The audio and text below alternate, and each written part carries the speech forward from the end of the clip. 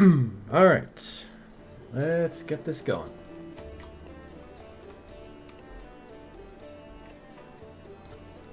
I believe everything is working fine. Yes, okay.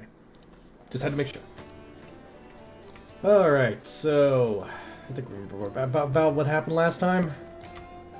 Namely, everything went to shit. Like, really fast. I'm still only level 3, aren't I? Oh yeah, I'm just 150 off. Ah, Nivea wants to talk immediately. Alright. Let me get back into this, I guess.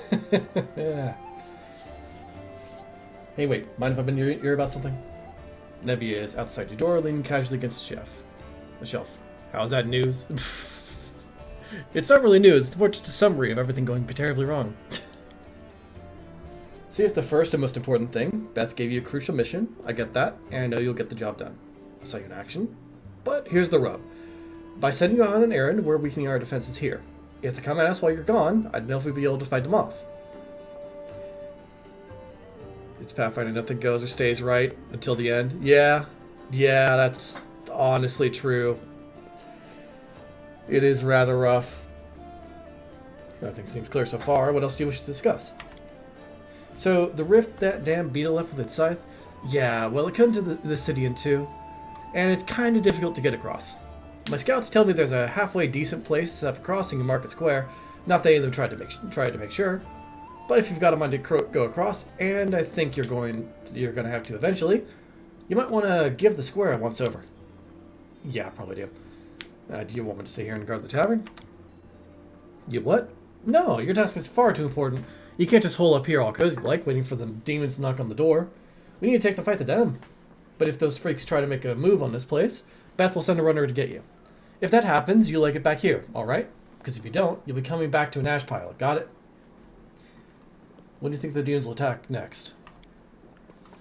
Your guess is as good as mine. It might not be here. They could attack the whole damn city. Those vermin know they've lost the upper hand and that we're going to push back hard. If things kick off here, you should know, after they attack, some things could be changed beyond recognition. So if you've got any business that needs taken care of, you'd better do it soon. Well, thank you for the warning. See you later. Later. Watch yourself out there.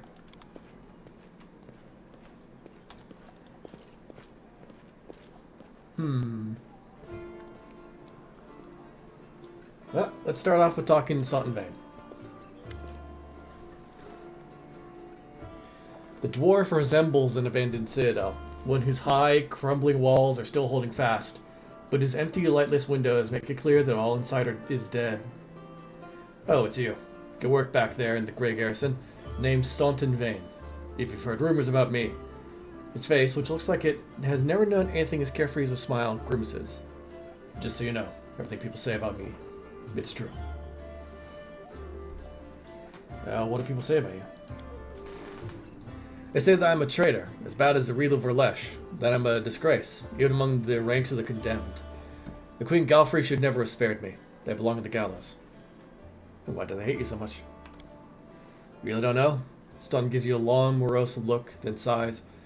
I'm the reason why the Crusade forces are holed up in the fortresses on the edge of the Worldwound, instead of bringing the fight to the demons. We used to have a foothold in the Wound, the mighty, unassailable city of Dresden. We used to have it, until it fell. And all because of my stupidity. I gave the enemy our main citadel. I was tried. They wanted to execute me, and rightly so, but the Queen intervened. She said that I should live and fight in order to undo what I had done. So that's how I live. Decade after decade, fighting in the condemned. The dwarf shrugs. As you can see, I have fixed nothing, and I've earned no one's forgiveness. Are you going to spit in my face too? It wouldn't surprise me. You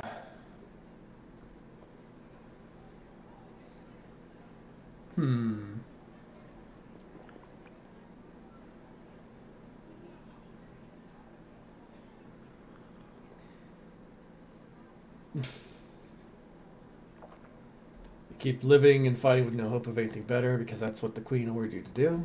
There's an honor in that. Yeah. You may be right.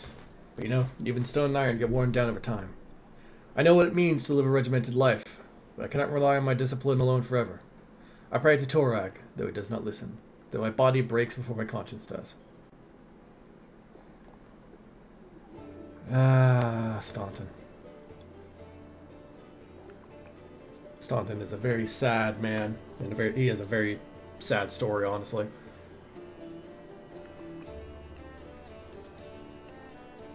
I need to talk to the elf who calls himself the Storyteller. Do you know where I can find him? The Storyteller. Staunton strokes his beard and thought, a strange old fellow, that one. He used to sit with me for hours, asking about all sorts of things. He never offered judgment or comfort. He just listened. At first, I wanted him and his questions as far away from me as possible, but later I realized that talking to him, it did ease my burden a little. I hope he's alive, and well. He's completely blind and feeble too, so if he's alone in the city, well, you probably know what that means. I do know one place it might be. Look for him in the Black Wing. It's a library. Here, I'll show you where it is on the map. I don't know what use the library is to a blind elf, but he loved that place. He would sit there day and night. If you ever hear the rumors are true, and you're going to make up rumors and see what happens. Oh boy. We'll see, it fell because of you? How is that possible? What do you mean, how? And that glares at you from beneath his furrowed brows. If you don't trust the word of a condemned, go ask somebody else. Like my little brother, Jordan. And if you still don't believe it, what's it to me? But if you're about to ask me to recount the story of my disgrace for the 1000th time, don't. So years in the condemned. Surely you have paid your penance by now. I set up to me to decide. My life is in the Queen's hands. He falls silent for a moment, and then in a trembling voice he adds, the condemned isn't the worst part. All these years I have prayed to Torag for forgiveness. Countless times I've gone to his priests. Countless times I've kneeled before his altar. If only the Father of Dwarvenkind would answer my prayers just once. Not to restore what I've lost, but just to tell me that I am still one of his children. But it seems he just doesn't give a damn about me. What can I expect from mere mortals when my own God doesn't think I deserve redemption? Yeah. Really don't have any friends. I couldn't have survived this long if I was completely alone. Joran, my little brother, he keeps me going. He's never abandoned me. Everyone else shies away from me like they might catch what I've got. Even fires in the condemned console themselves by thinking, I got stripped of my rank, but at least I'm not Staunton. Commander Tirabade seems to be the only person in the whole army who remembers them a soldier and not a drudge. She has no qualms about taking me into battle. She has had some mud flung at her in the past, or so I hear. That's why she tries to keep an open mind about people. It's no surprise that she's the only one to hold on to her sense of reason in this farce. Go on then, maybe we'll see each other again. Poor guy, honestly.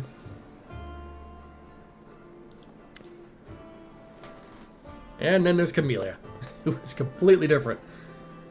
Camellia looks you over pensively, toying with a snake-shaped bone amulet that dingles from her pale neck. Noticing your glance, she flashes you a cold, barely there smile. Greetings. It seems for a moment that the girl wants to say something else, but the pause grows too long and she slips back into cautious silence. Tell me about yourself. You want to know more about me than you already do? Why? Camellia arches a dainty brow. I talk to the spirits of this tormented land, and they guide me in battle. I help you fight the demons, and I swear that you can rely on me in this matter.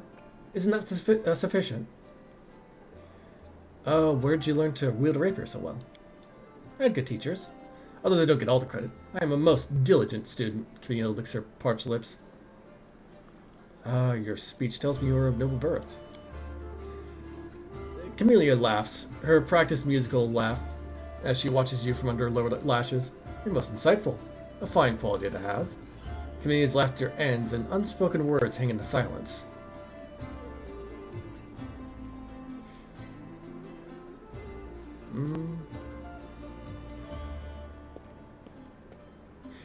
God, none of these answers are really that great.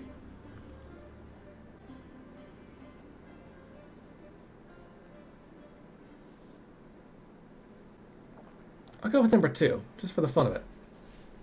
Forgive me if my questions disturb you. I couldn't resist such a noble and beautiful lady. I will stop bothering you immediately if talking to me upsets you. Not at all. Our conversation is an exquisite delight. Camellia affords you a brief, friendly smile in appreciation of your manners. That was apparently the right choice. I didn't get stabbed, so, you know, good choice. Your amulet is quite unusual. Where'd you get it? Ah, my little trinket. It's so nice of you to notice, but I assure you, this amulet is nothing but a bauble. Occasionally not be drawn to beautiful, useless things. Anyway, as much as I enjoy our delightful conversations, the spirits are calling me, and I must respond. Please excuse me.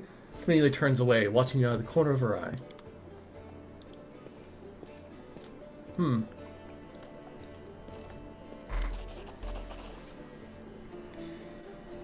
1,000 gold coins for you, just as promised. You helped me get back to the surface, and I duly paid you for escorting me. Orgus Gorm always keeps his word. Now, speaking of our future cooperation, 1,000 gold is actually pretty good. I could probably use that for some stuff now. There's a bunch of new stuff in this game, so I'm sure I can find something useful for that. Orgus looks at you with unvarnished disapproval.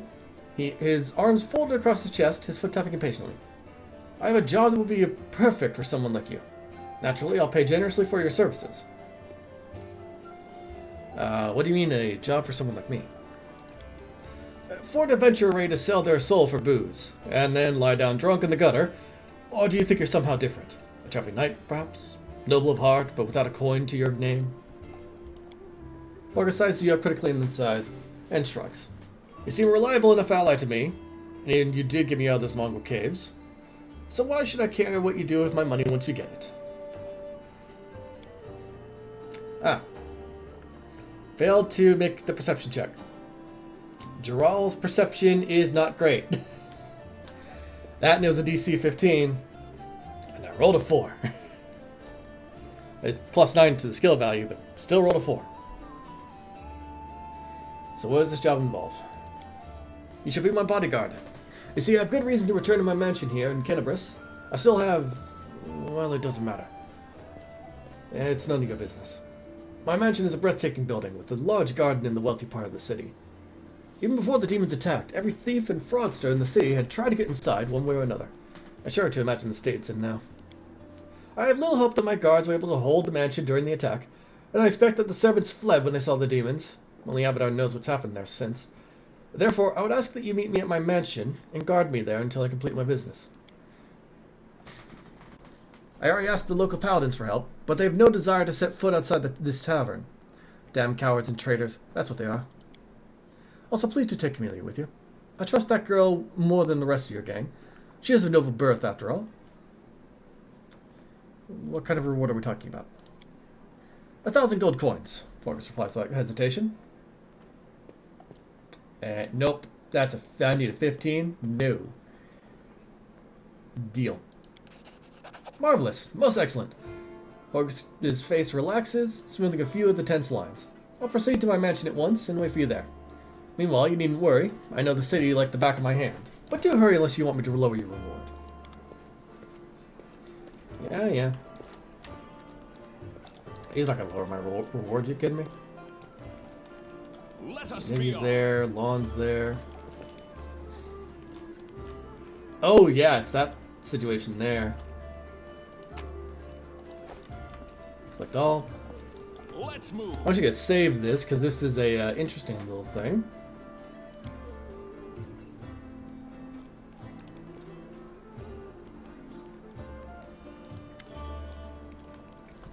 An opposing young Oread is surrounded by a crowd of crusaders who are hanging on to her every word.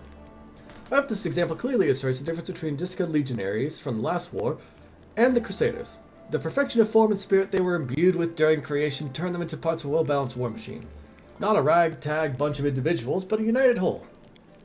Tell me again why I am supposed to be impressed by your reckless assaults, where everyone is fighting for their ego and for the right to beat their peers to a swift, pointless, heroic sacrifice.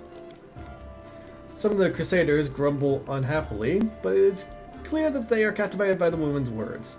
The only exception is a scraggly and disheveled halfling monk whose puffy black eye gives him away as a brawler and a troublemaker. He enthusiastically pushes forward and tries to engage. One of his friends swiftly jabs him in the back with an elbow, making the poor fellow pause to catch his breath. It looks like we've got ourselves a student of warfare. The woman gives you a suspicious look and raises an eyebrow. Were your words meant to recognize my achievements, or to start a fight the way Mendevian crusaders usually do? One of the crusaders angrily curls his fist tightly and retorts with a burst of passion. If those gists of yours, or whatever, had come for us, we'd have their guts for garters.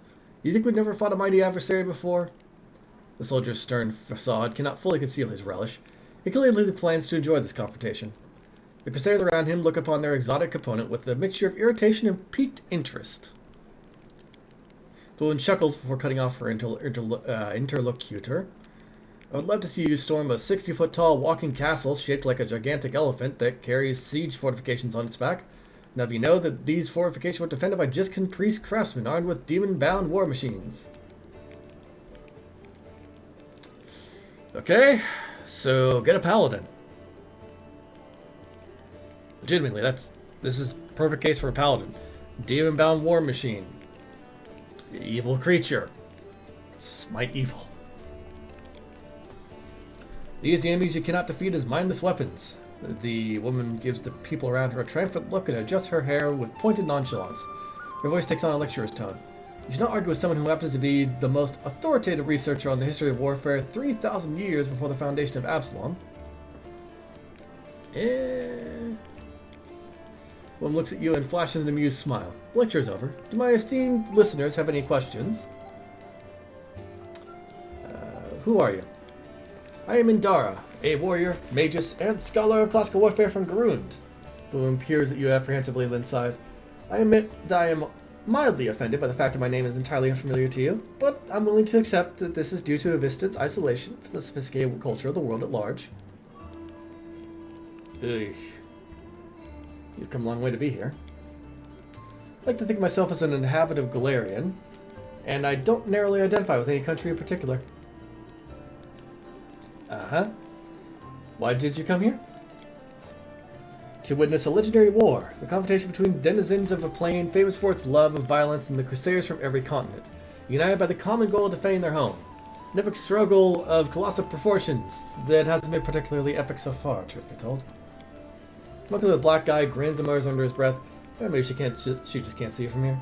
The view will get way more epic if she stops hiding among us and takes a walk outside.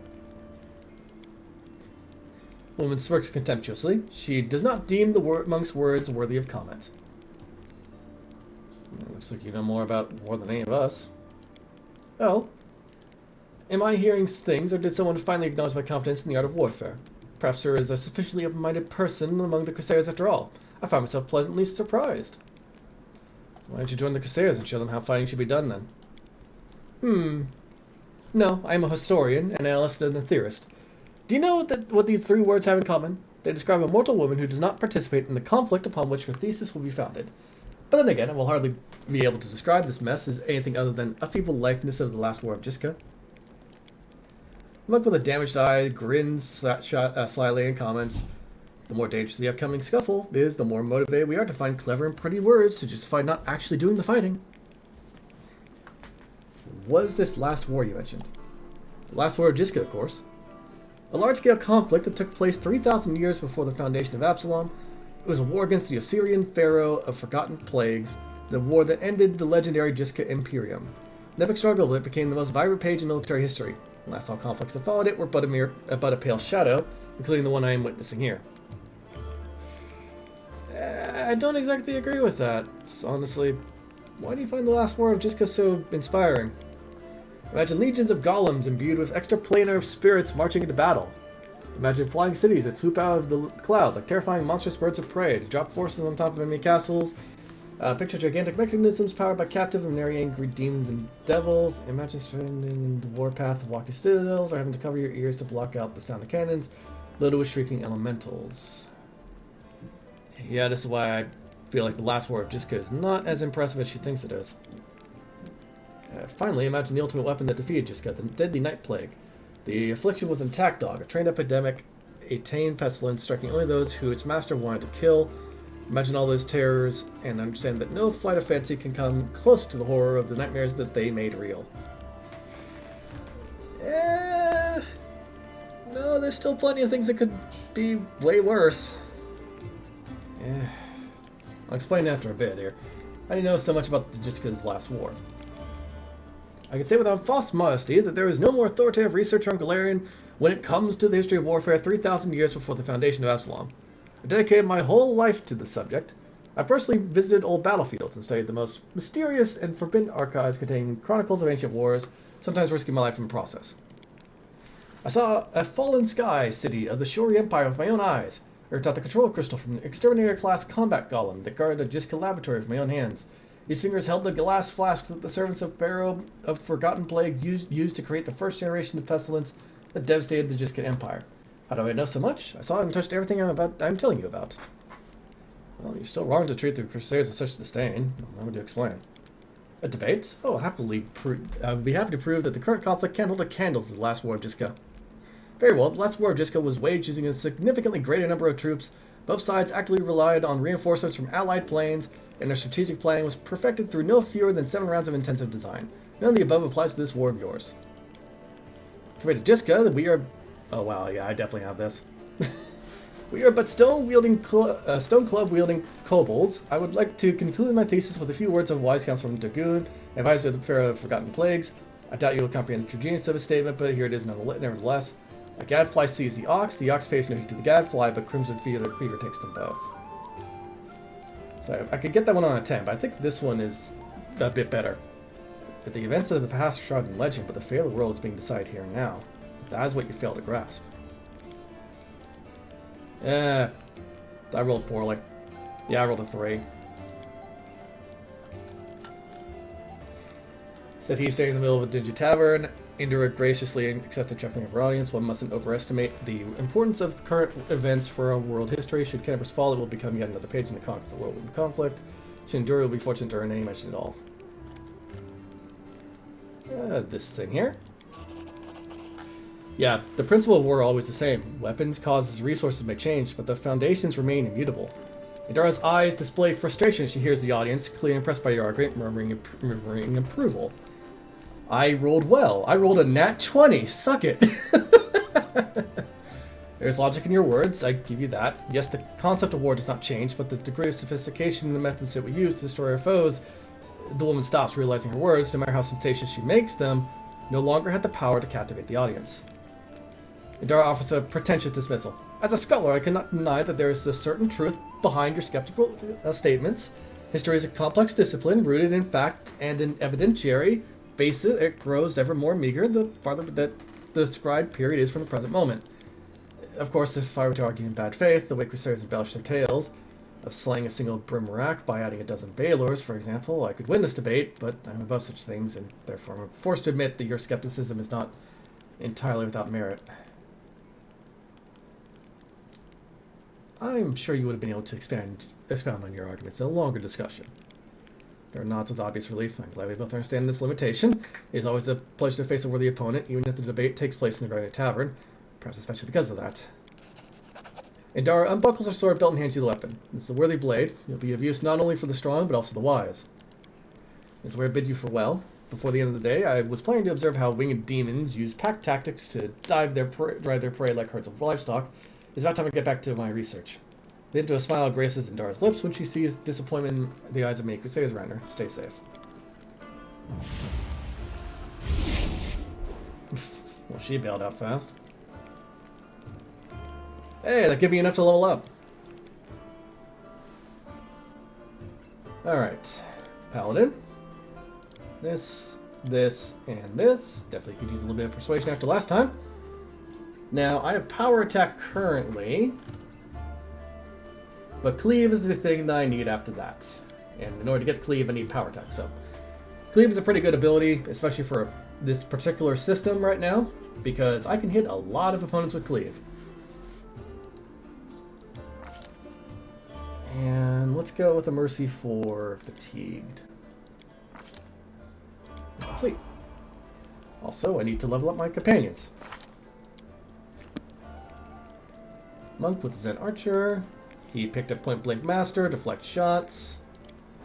And he's got fast movement and a lot of other stuff. Nice.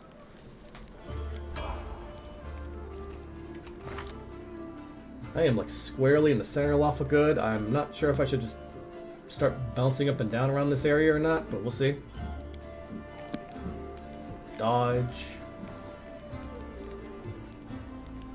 A lot of these spells. Picks him out. Mercy for second, and she picked up armor focus, so she gets an extra AC.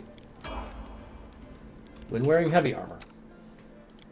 Which, are you wearing heavy armor? Yes, you are. Okay. As for me, type in descending order. Still an unidentified glaive. Great. You know what? You know what I need to do? You know what I need to do? There's somebody I need to get. Give me a moment. I need to go and talk to somebody. Follow me.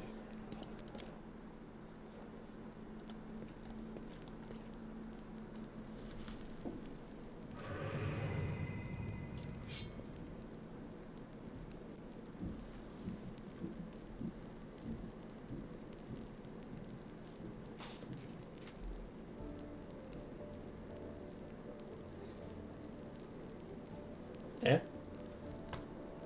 Oh. There's an error going on. There's supposed to be a lot of text popping up, like surrender thy soul, Delvin. Am to protect us, and then haha, got you again. How many times is that today? Take instructions, shove them, tiefling. Like, that stuff is not popping up for some reason. I'm not entirely certain why. As well, they aren't selectable. Something has gone a little off with this system at the moment. Seems fine, but still a concern. March on.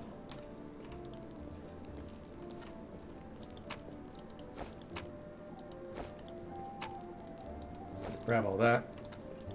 What is this thing? Oh, there was something over there. Where'd it go? There it is. There's like two different levers here. I don't know why.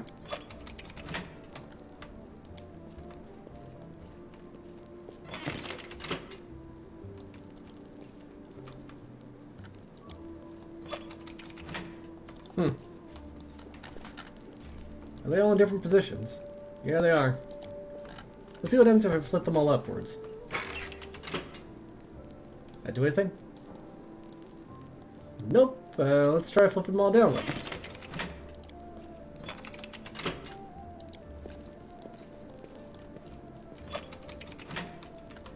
And nothing happened. I'm sure there's something with that. I just don't know what it might be.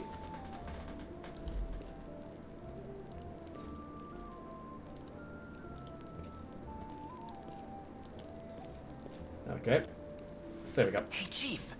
Hey, Dreamboat, come over here. I want to talk to you about something. Something really important. The young tiefling sits cross-legged on the floor. He looks relatively calm for someone in shackles, but his tail moves back and forth in agitation. Noticing your attention, the tiefling sits up and beckons you over. Quit bothering the decent people in here, Woljif, or I'll knock your teeth out. Yep, it's Woljif. I love Woljif. He's great. What's it to you, Delvin Dum-Dum? You were told to guard me, and I'm not stopping you. But no one told me I had to shut my trap. Who are you? Woljif. Woljif Jefto. I deal in useful things. I can get you whatever you want. Anything. But there's just one problem. The tiefling rattles his chains and gives you a meaningful look. What do you want from me? I'll lay it out for you. Simple job, 30 minutes tops. We go someplace, talk to someone, and in return, whatever you want, I'll get it for you. Some extra rations? No problem. Armor, weapons, scrolls, you name it. It's as good as yours. If you need my help with something, whistle and I'll be there. I'm handy enough with knives too, and even my magic know-how isn't too shabby. What a load of guff. If you were good at magic, you wouldn't be stuck in here now, would you? Don't you listen to him, Chief. He'd find fault with the Queen herself. I'll be useful to have in battle, and I'll sell whatever you want at a reasonable price. It's your lucky day.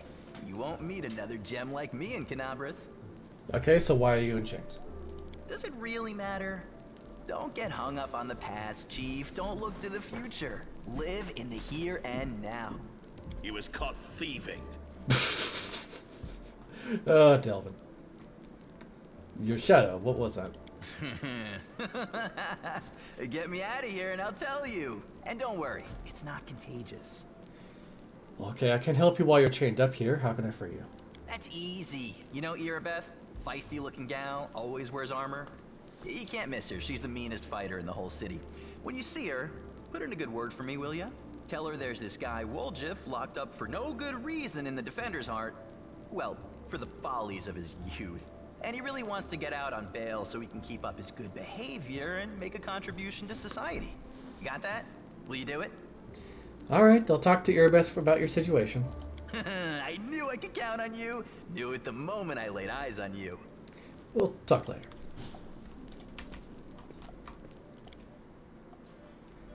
Let us be The off. tavern, yes. So now I just need to talk to Irabeth, and then finally I'll have somebody that can identify my goddamn items. Ugh. I swear, needing to have knowledge arcane is so frustrating. Irabeth rubs her red and tired eyes. A success? How's the city? There is a tiefling chained up in the defender's heart. What can you tell me about him?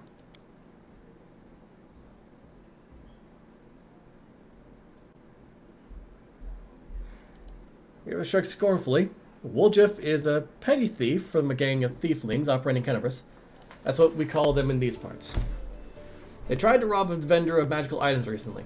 Unfortunately, we apprehended only one of them, and the rest managed to escape. We have nowhere else to keep him apart from the defender's heart, but that's hardly a prison. Woljif knows it too. He's been begging us for days to let him go free or have someone vouch for him. He's already asked you to put in a good word for him, hasn't he? Irabeth squints at you thoughtfully and then shrugs. If you want to recruit Woljif and put him to good use, go ahead and take him off our guard's hands. We can ill afford to let a soldier spend their days watching over a middling thief. I hope the tiefling proves useful. You should decide to take him along. Should you decide to take him along? Well, while I'm at it, what is our main objective? You heard what that demon said. They're going to desecrate the Wardstone and blow up the whole barrier around the Worldwood. That would be an even worse disaster than the Worldwood's expansion before the Second Crusade. Not only Kenabris, but every city with a Wardstone will be destroyed, including the capital. We can't allow that, no matter what. We will retake it, even destroy it if we must. Iomede's gift must not become a weapon to the Abyss. Well, these Wardstones, what are they? They are our greatest treasure. The shield given to us by Iomede herself, and placed in Kenabris and other Mendevian cities and fortresses by her herald. The chain of Wardstones forms a protective barrier that stops the expansion of the Worldwood and keeps the demons from moving beyond its borders. I shudder to think what will happen if that barrier falls. Well, I'm going to ask a... Well, no. Have to go now.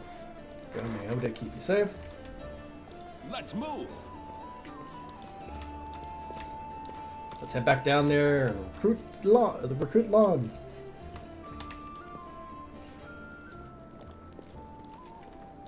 Well, Chief, what do you got for me? I talked to Irabeth and I've decided to make you part of my troop. We'll see how it goes. You must be a smooth talker.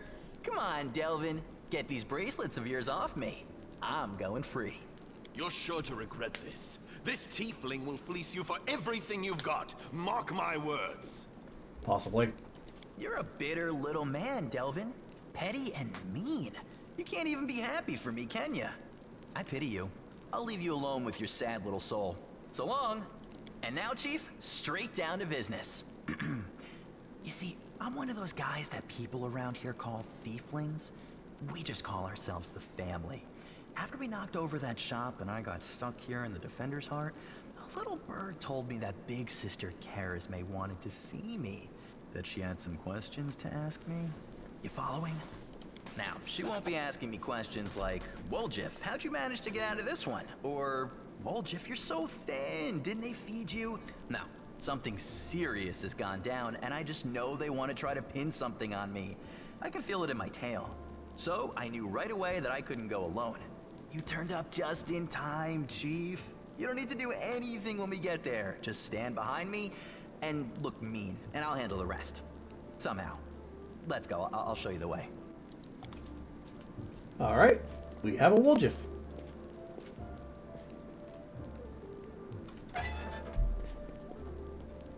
Oh, he's got a cape. Huh.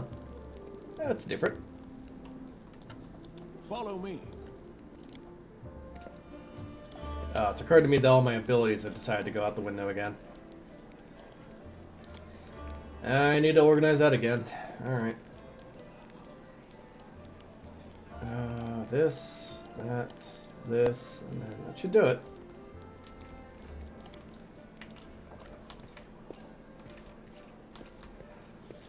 Yeah, cape not animated quite so well. I hope that they improve that over time. There might be a couple of updates that come out as I'm playing this game, essentially, so there's always a chance that it'll update and that things will look better. I'm not actually sure why he has a cape. So he is chaotic neutral, and thanks to him, Yes, we can now see what these items are. Okay, never mind. Damn it. Woldriff, I need to identify this. Do I need to like put it into a chest and then re-pick it up again? Maybe that'll fix it.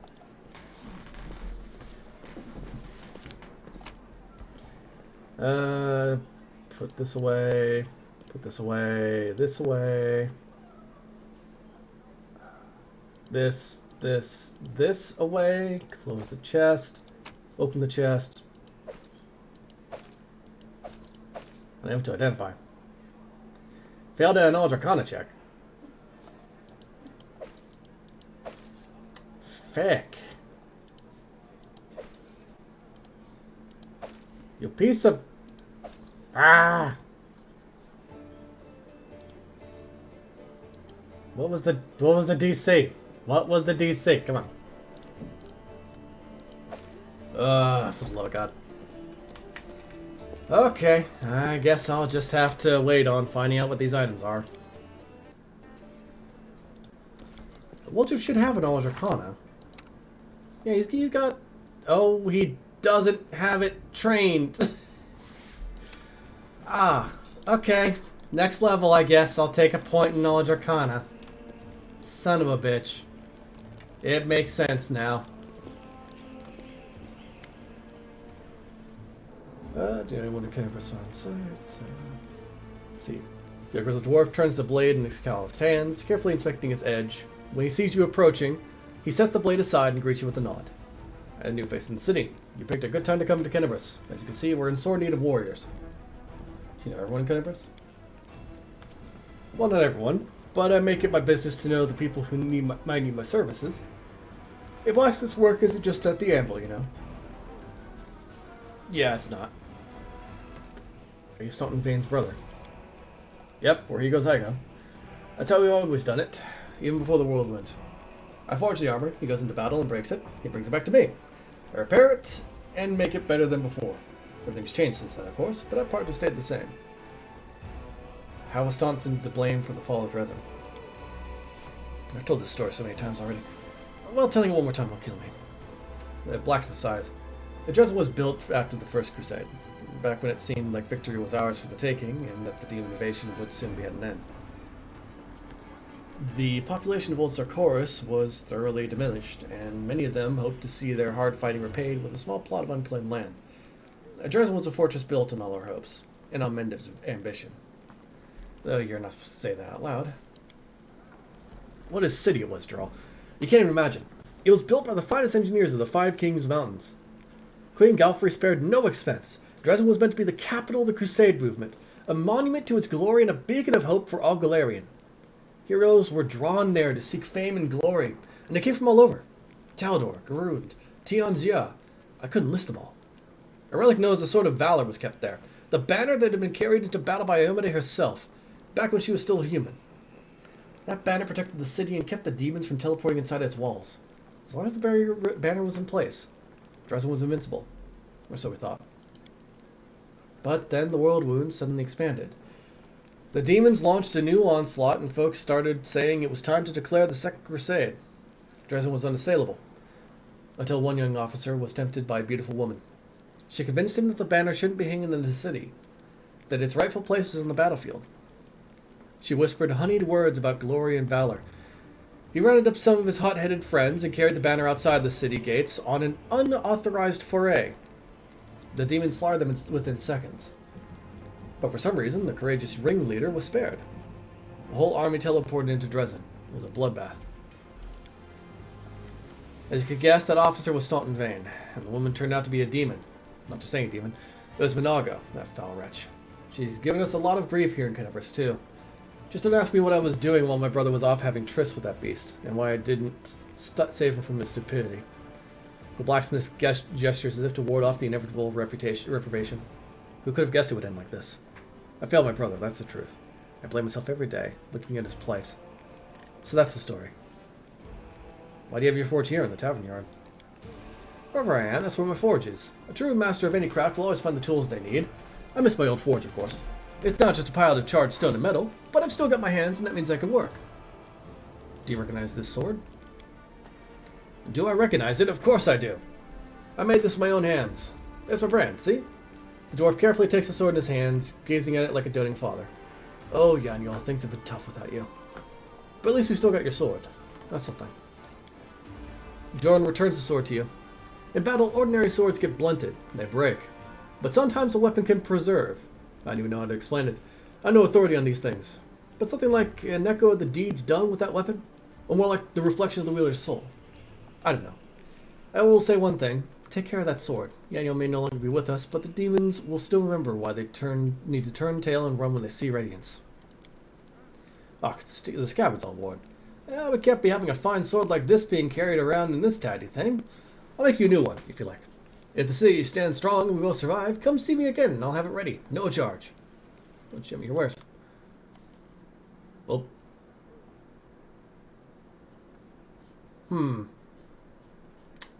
That might have been a mistake.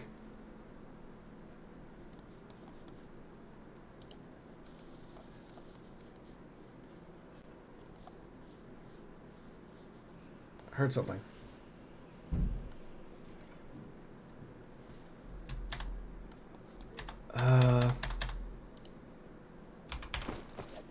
Okay, that fixed it. Let me try that again. Oh, shit. Oh, no, the vendors are broken. Oh, fuck.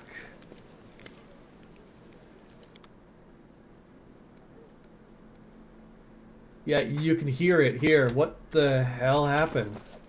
Okay, I'm going to save it and I'm going to reload it and hope that maybe that fixes it. Shit, that's bad. If we can't trade, then there's a problem. There's a pretty big problem.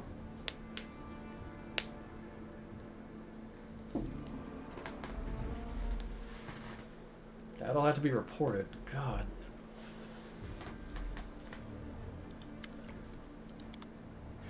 Yep, okay. I wonder if it's just him. Let me check. At least I can get out of it using the inventory system. Let me go back inside and take a look down there.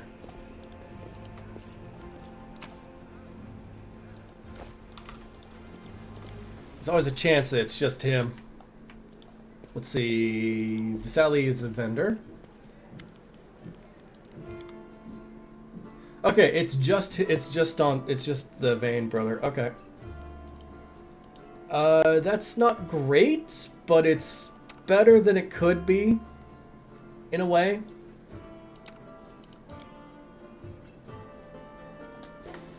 Yeah, that's a problem. Alright. What? Why are these all stacked? Doesn't make any sense. You know what?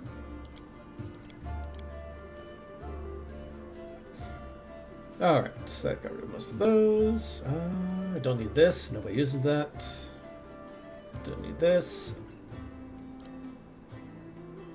Ah, I have them identified now. Okay. Having talked to the vendor apparently did that. Oh god, Masterwork glaives. How many glaives? Is my glaive Masterwork? It is.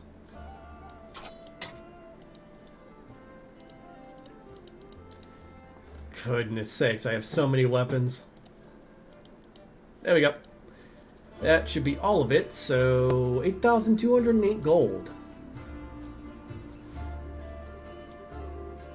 Why are the diamond dust separate? That's not right.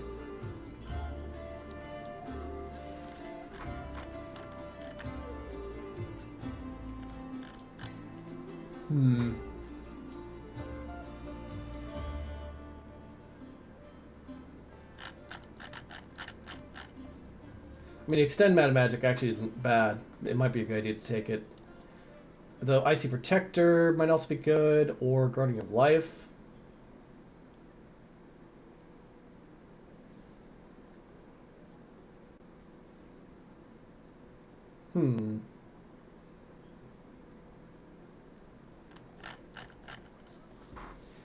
Maybe Icy Protector?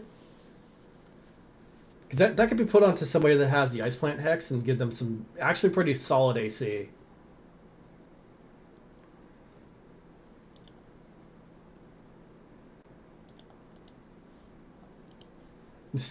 Powdered glass. Oh, yeah.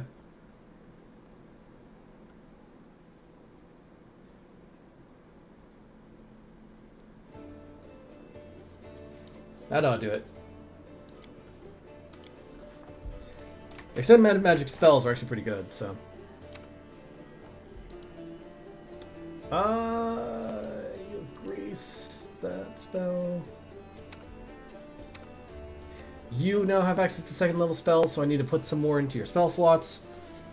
Let's see here. Bark Skin, definitely. Bull Strength, definitely. Restoration Lesser, definitely. And the reason why I use those is because if I can use those and I give her the Meta Magic Rod, she'll become a major buffer. Those spells being cast onto somebody like, say, Geralt would be pretty solid, actually. There we go. We now have a Woljif.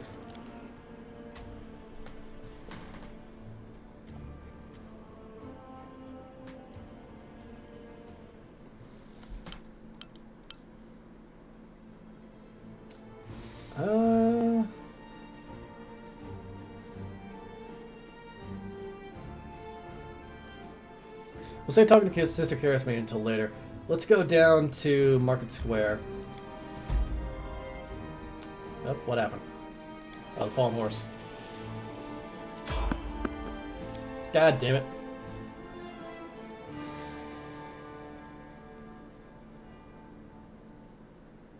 They will break against our resolve.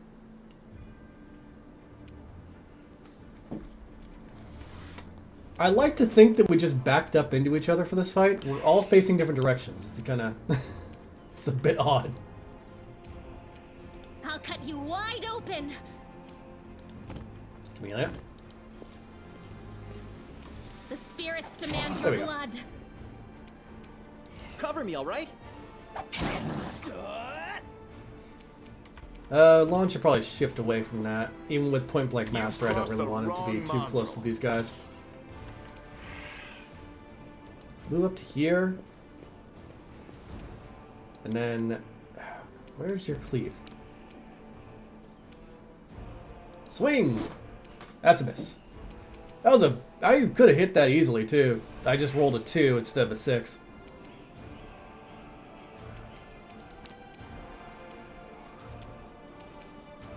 Yeah, move up to here. Hit this one. You. Ow!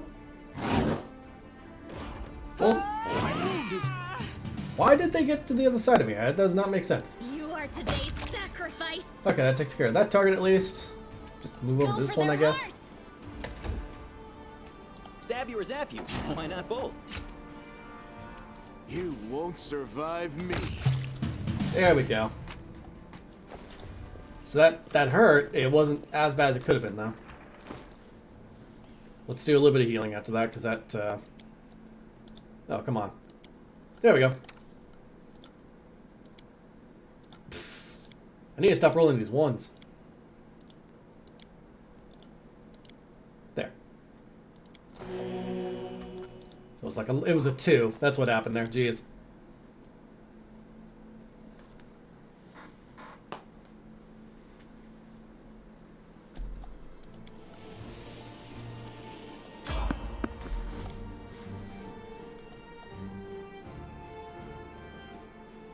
Yet another obstacle. Yeah, great. I'll cut you wide open. Ha! Distract them for me.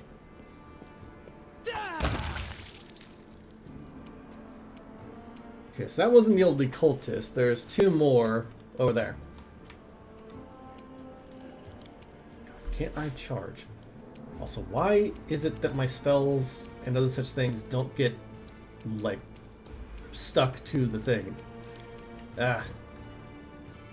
It keeps deleting my shit. I'll move over here and I'll get this guy on a threat radius. Endure this! You also can't move that far. Okay. The Inheritor, guide my blade.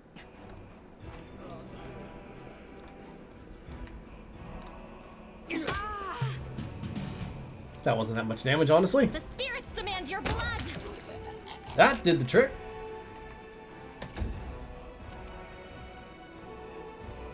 Time Yeah, to you just- share your treasures. His cape is just so glitchy. And I made that cultist just T-posed right before he died.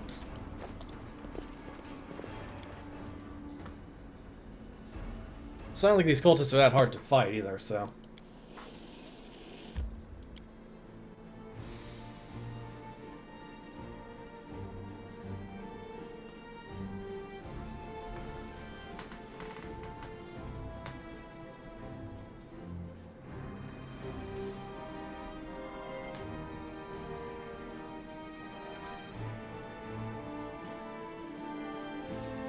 So let's see, we need to talk to Ember, make sure we get her in our party, and then we need to start at the quest line that has to do with Desna and a couple other things, I think.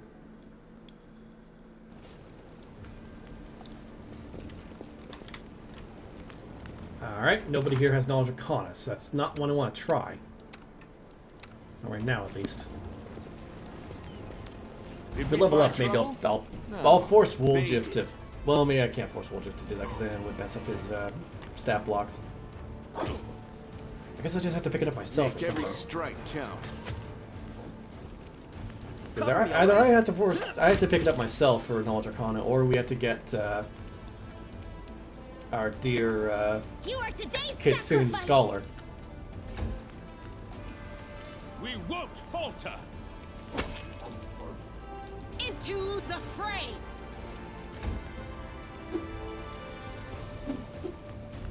Well, that was a You've crossed the wrong mongrel. that was some pretty bad aim on that Dredge's part.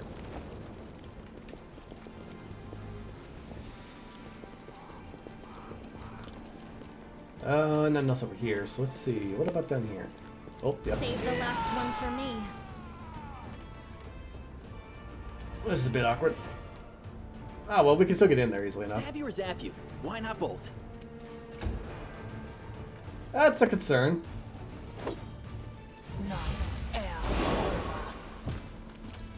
That went poorly for that poor man.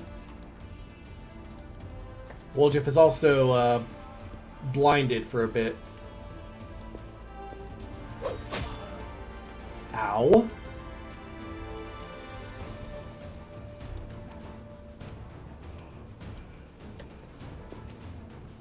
You won't survive. Yeah, let's take care of the me. illusionist first. She is kind of a threat. Go for their hearts.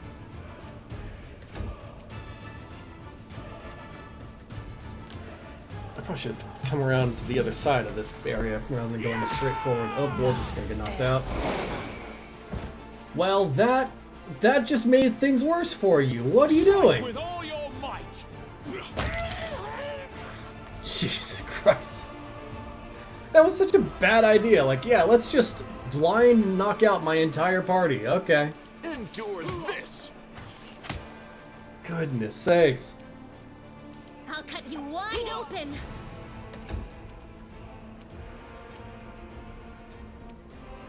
The light take you.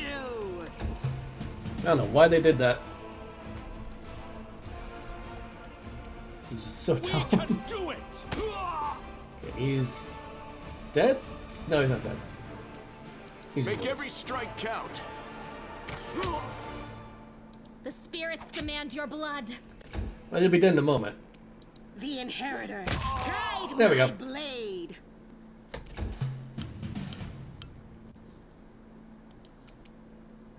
Your turn. Forward. And then the last one over there. You've crossed the wrong mongrel. And then we just gotta wait for Woljif to come out of being blind. Which might take a minute.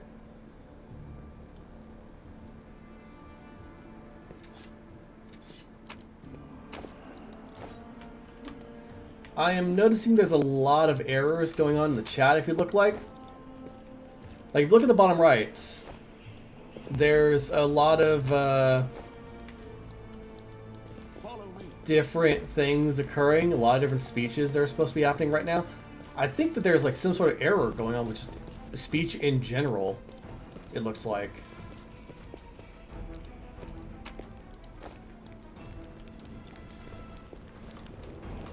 We'll make this quick. She won't feel a thing. I don't know. Can we really do this? No, don't do it. Listen, we don't have a choice. There are demons everywhere. What else would you have us do? A group of knights surrounds a young elven girl. She is dressed in rags that barely cover the hideous scars on her body. The beggar girl is on her knees, watching placidly as the people argue heatedly around her. It is as if she doesn't sense the looming threat at all. A black crow flies in agitated circles above her head. In Iomede's name, we're sorry, girl, but it is our duty. We have to do this, not for our own sake, but for the sake of everyone who can still be saved from the demons. If we don't win this battle, you won't have long to live anyway. The knight brings his sword up above the girl's head. They're insane. We've got to do something. I understand. You're scared.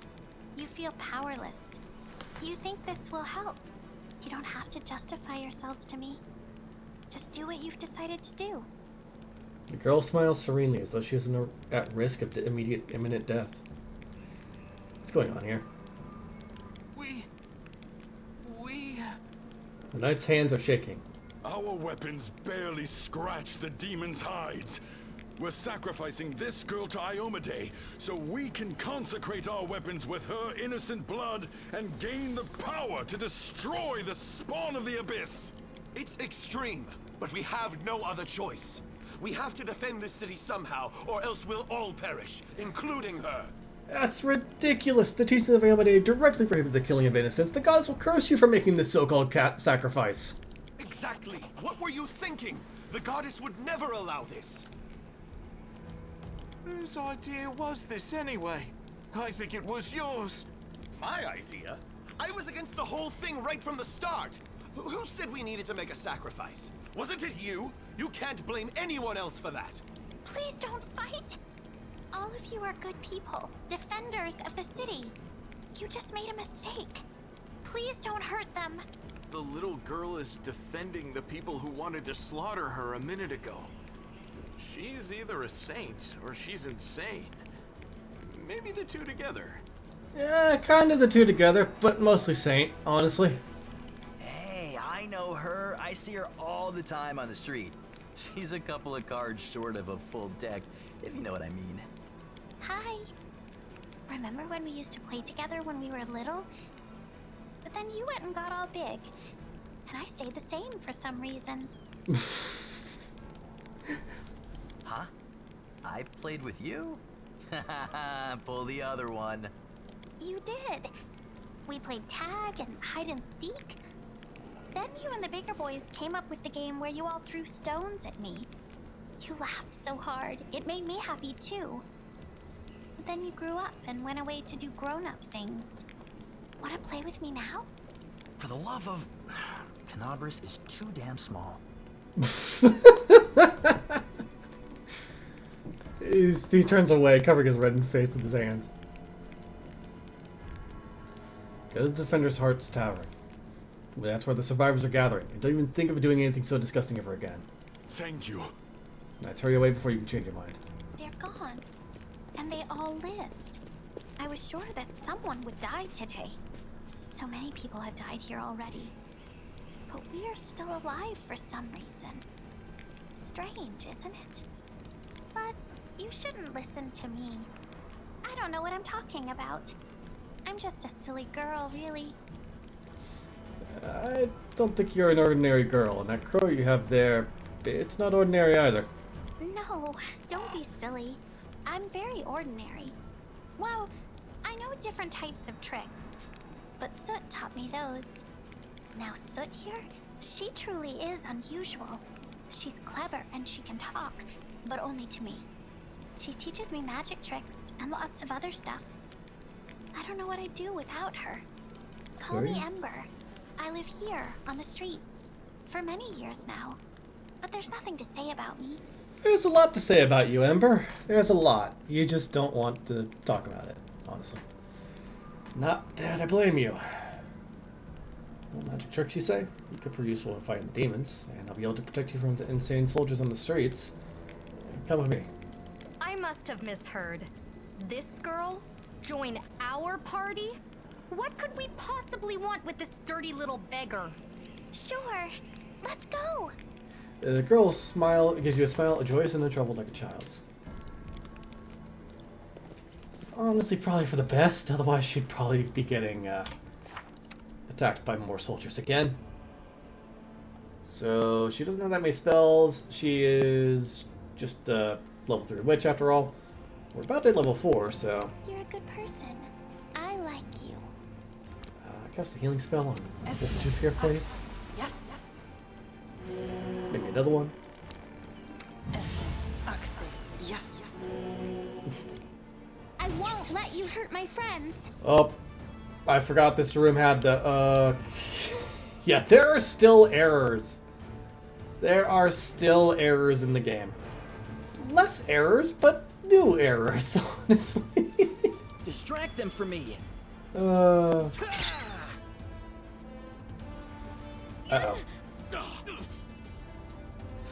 Salon failed his fortitude save, so he is looking at nauseated, which isn't that bad. Nauseated is actually You are better than today's some of the other diseases that I sacrifice. could have gotten hit with. Juan, you might want to just move. We won't falter. There's gonna be some serious errors in the chat. Jeez. Okay, that works, I guess. I don't know how that happened, but that... I'm also still hearing the scrawny tiefling outside. Surrender or else. Oh, she hit. Time to share your treasures. God damn it, Woolja. Thank you, Woolja. And Camellia is the only one that is nauseated now. Great. You won't survive me. Strike with all your might. There we go. Can't hide Whoop, from whoop, me. whoop. March on.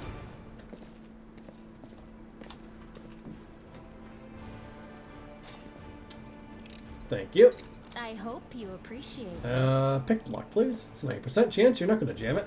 I am helpful. Am I not? Hide armor +1. Nice. Some goods.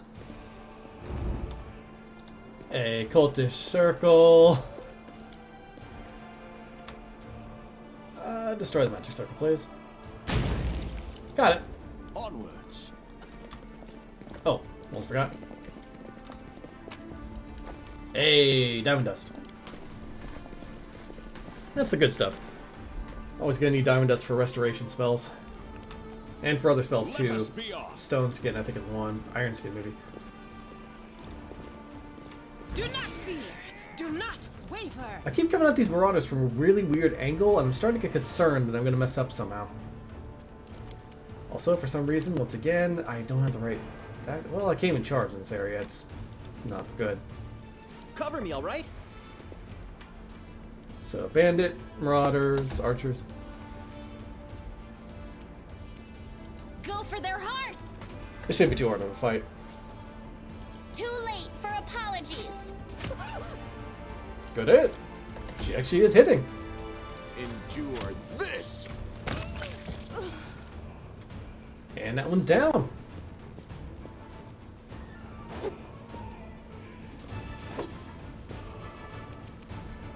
Into the fray. Yeah, it shouldn't be too hard of a fight. Ow. I spoke too soon. Ouch. Gerald. Come on. We can do it. 1d6 rolls a 1. I healed a hit point. Stab you or zap you. Why not both?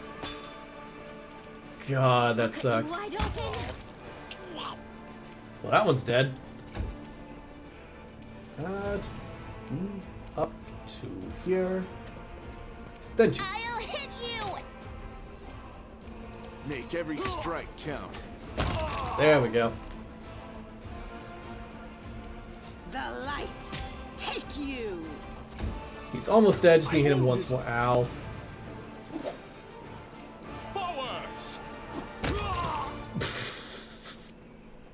Gerald did not like getting hit, I guess. Distract them from me. The spirits demand your blood. You won't stop us. Hey, there we go. Let's move. Okay.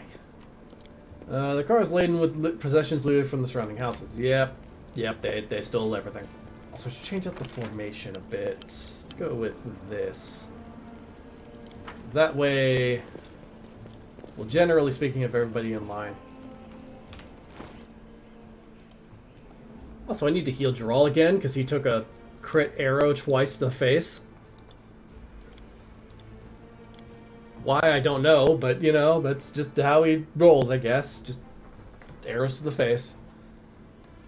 Plus 2 insight bonus against undead. That's actually pretty good, because that's a +3 total. And then this glaive.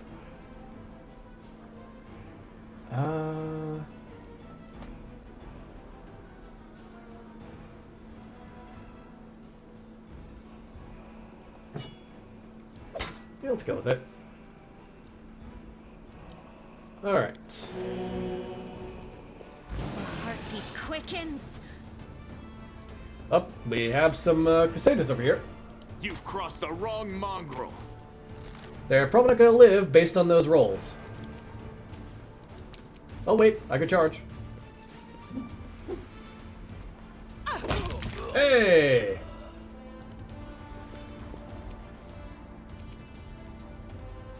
Get over to the neophyte cleric in the back line there.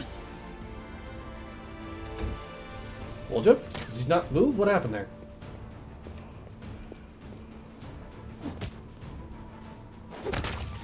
Okay. That works. Just go ahead and crit. I'm okay with that, you know? Oh. That man's dead. Sacrifice.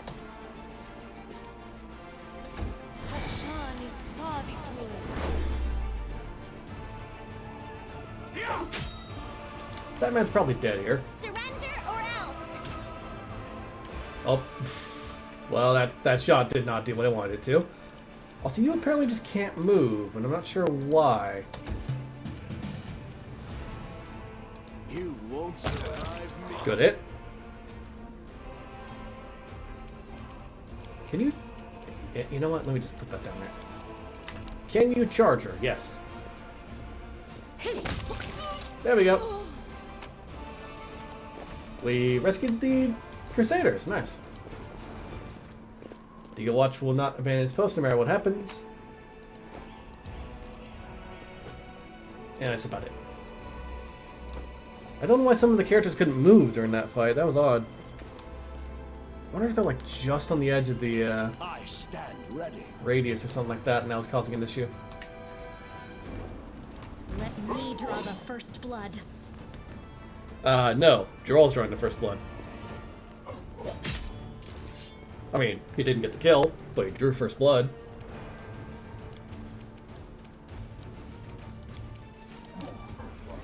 Yeah, just charge that. Good hit. Those crits are nasty. Probably better just have you walk forward. No. There's walking errors again. I'm noticing that. Noticing that a lot right now.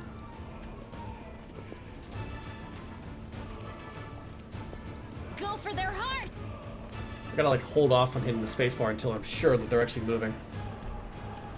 Cover me, all right? Good hit. That sneak attack killed him entirely. Yeah, now can you actually get up there, Sela? Thank you. Too late for apologies. Strike with all your might. Okay, so Gerald's in position. Endure this. I'll cut you wide open. It's not taking that much damage.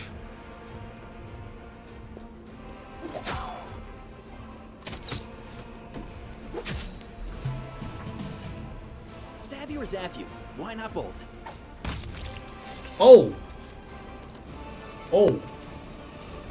Oh, that Hypercondyloo went flying. There it is. There's the head, at least. Goodness.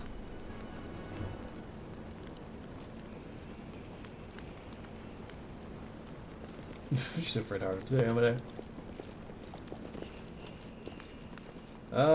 We can do this. Well, this didn't go well.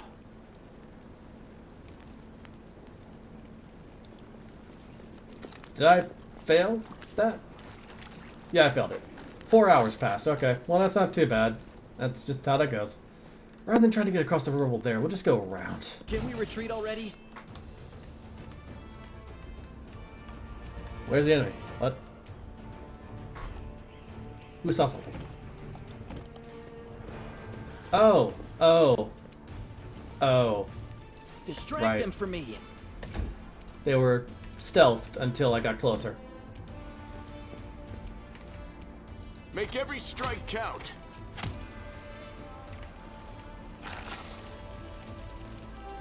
At least Wolf didn't get bitten.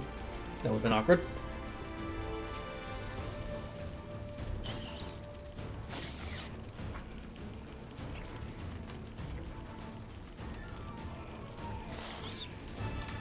Where's the... There was another flying... bug. Where's it at? Bit odd that it wasn't showing up. Alright. We can do it. Oh, there it is. Can you not charge anything? Nope.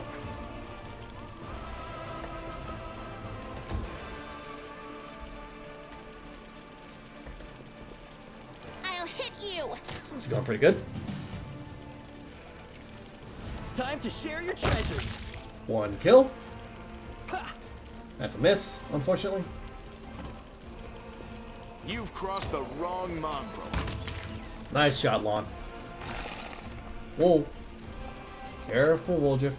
The inheritor, guide my blade. Oh, you don't need to be careful anymore because Sela just walked up and smacked it into oblivion. Forwards! In fact, I got this. Follow me. Okay. Now we have this conversation to deal with.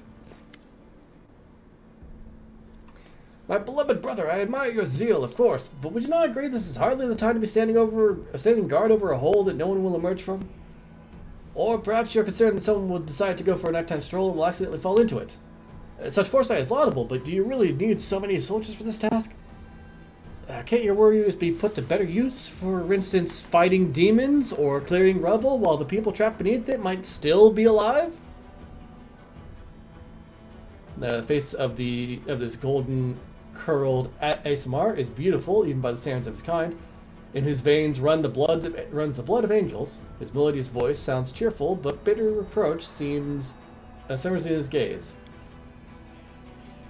Don't you dare call me brother, heretic! The signs of recent hard fighting are obvious in the stern old man. His armor is dented and covered in blood, and his unnatural pallor suggests something more dangerous than wounds inflicted by claws or fangs. Nevertheless, his gaze is stony and his voice, accustomed to barking orders, is harsh and clipped. How dare you accuse me of doing nothing to protect the city? Especially now, when followers of your temple were caught committing treason. To my mind, you are no different than the demon worshippers, those miscreants, those beasts there digging under the city walls. Everyone knows, my dearest prelate, that in your zealous pursuit of order in the city, you have long since forgotten how to tell friend from foe, and good from evil. That's what happened with my adepts, whose act of treason was a genuine attempt to save the city. Yet again, I am forced to repeat myself. While we are wasting time on pointless quarrels, people are dying under the rubble in our city, people whom we could have saved if you had only set your soldiers to the task and not kept them here surrounding a useless and utterly harmless hole in the ground. Hey Cap, how's it going? Harmless? Well, if it's on your say-so, then that must mean there is someone down there. Your associates, no doubt. And they're just waiting for us to abandon our post before they slink out and try again to... The old man notices your approach. And you, I remember you. You appeared on my city the day the demons attacked and Terendil died. What are you doing here? Answer at once or I'll have you strung up by your ankles before you know it. Don't think the demons have wounded me. I am still have enough strength to take on 100 of your sort. No, you don't. Don't lie. And what is this hideous creature? Ulrun peers at Lon with suspicion. Lon, at your service. The mongrel ducks his head in a bow.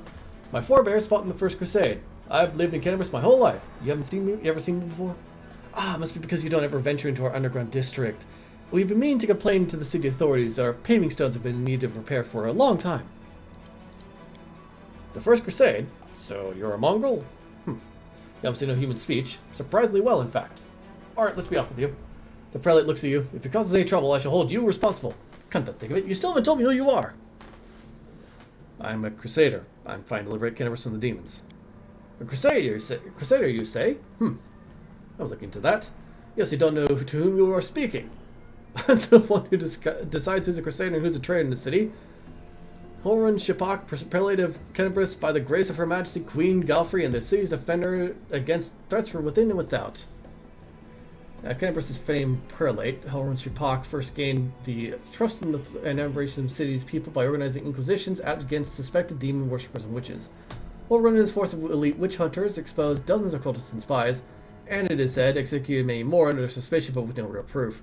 These events started the Third Crusade. While accepted as the least effective and most self-destructive of the four crusades, still Holrun revoked respect and admiration of the populace as well as fear and agreed to guide the city as prelate. I remember as throat. Probably that's good. I hope I don't catch it because screw through. Oh yeah, that's not fun. And as you can see, you've done a sterling job protecting the city. The golden curled Asamar flashes a flinty smile. I am Ramian of Edme, prior of the Temple of Desna, which, alas, currently lies in ruins. Wise Holrun believes it is vital to guard this hole in the ground, from which he is certain demons will emerge at any moment. I have been trying to convince him that the city has far more urgent matters to deal with. For instance, rescuing those currently dying under the rubble. You know what? There may in fact be one matter that is more important than guarding this hole. I've put it off, and look where it's led us. I should have had you hung from the gates back when you dared to defend your gang of delinquent demon collaborators. If the Sarkorians had hanged Arilu Vorlesh while they had the chance, there never would have been a war. And I won't repeat their mistake. I won't hesitate any longer. Soldiers, seize this scum. Prelate, see reason.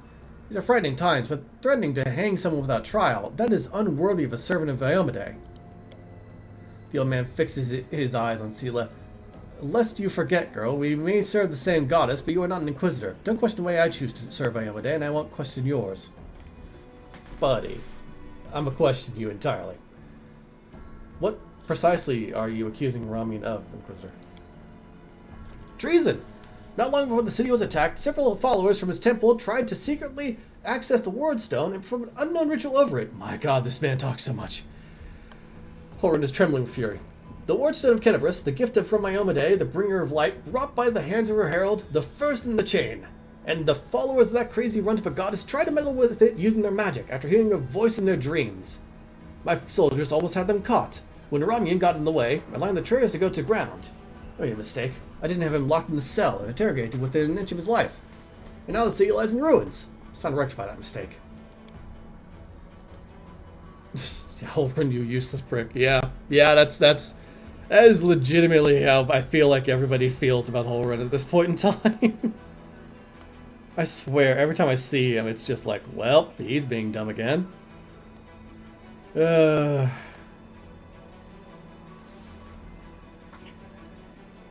told you before, and I'll tell you again, when people foresaw the attack on the city, they knew the wardstone already carried the seed of corruption within itself, and they were simply trying to heal it.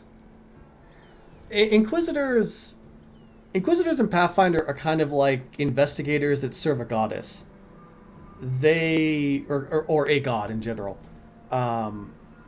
They gain powers from their god, but they have a bit more leeway in how they use those powers. A lot of Inquisitors tend to be, I think like any alignment, if I recall. I don't think that there is a alignment restriction, but they are very... Depending on the Inquisitor's type, they could be good Inquisitors or they could be the paranoid Inquisitors. Holrun here kind of falls squarely into the line of the Inquisitors that have long since started seeing enemies in every single shadow without any thought about what might actually be there. Holren's line is literally at his feet, pretty much, for where you cannot cross. Yeah, religious officers is kind of the way to put it. It depends on the Inquisitor, though. Most Inquisitors tend to actually take their job very seriously and will investigate pretty heavily. Holren's the more proactive one, and that's a problem.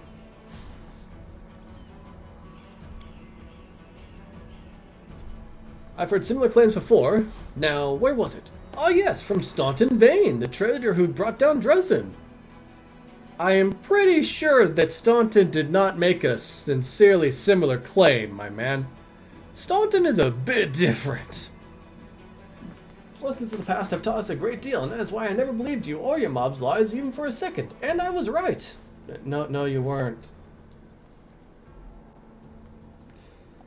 Behold, Inquisitor, I bear the gift of an angel who died in the case below Kennebrus. I am no enemy of yours.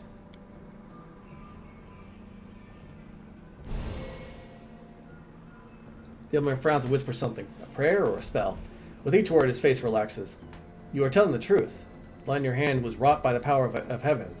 Aye. Well, keep an open mind with regard to you, stranger. And later, under less fractious circumstances, I would like to ask you about how you came to receive this gift. But that can wait. Now I must deal with this filth once and for all. Say nothing on it, honestly. Hermie looks at the prelate. You're a fool, Holren. You're a zealot and a murderer, but you're a fool first and foremost. I told you that the wardstone was weakened. You wouldn't listen. I warned you that the city was going to be attacked. You shooed me away. The truth is that my young adepts were trying to save the wardstone, and you stopped them. Of course, those truly responsible for this tragedy are the demons, but you have done nothing to prevent it. And now you would still rather kill an innocent person and perish yourself than admit that you were wrong. As always. With a wave of his hand, the Asimar vanishes.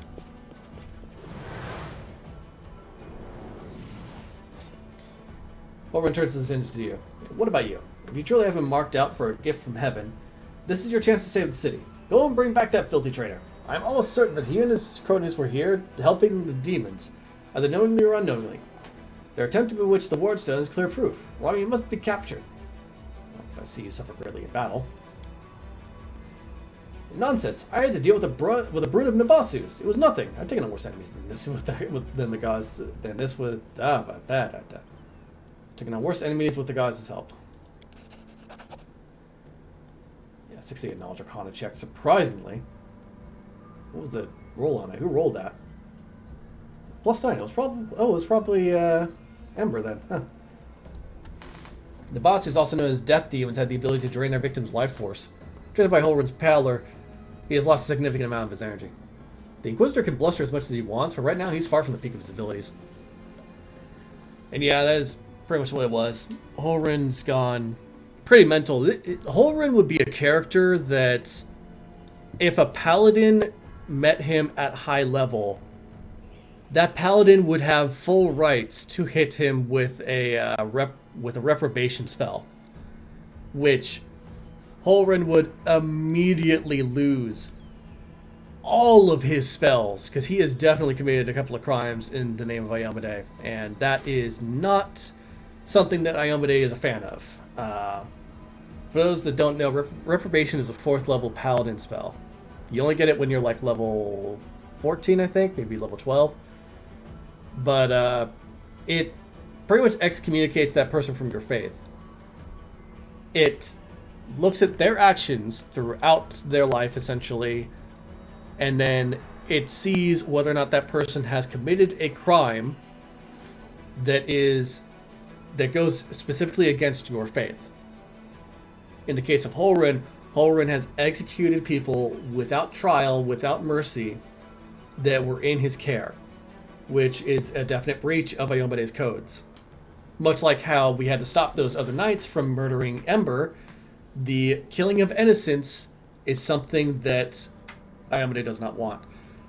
Holren is less equivalent to a corrupt cop. A corrupt cop would be like somebody that accepts bribes and the like. Holren is more along the lines of like the... Oh, you know who he is similar to? If you've watched MASH, he's like Frank Burns, I think, is the best way to put it. completely and totally convinced that everything he is saying and doing is in the right, but very much not. Let me see here. Frank Burns. MASH. Yep, Frank Burns. Frank Burns. That man in particular, it would be very much equivalent to that. I don't know of any other characters I could pick out that would be very similar to Holrun's sort of style. But generally, Holrun isn't corrupt. It's just that he is incredibly blinded by his own belief that there is evil everywhere. Yeah, Nutjob who thinks he's higher than he is. That is definitely the best way to put it. Loose cannon is a little bit too much credit, even. Give me a second. I'm going to grab some water. I've been talking so much as Holrun.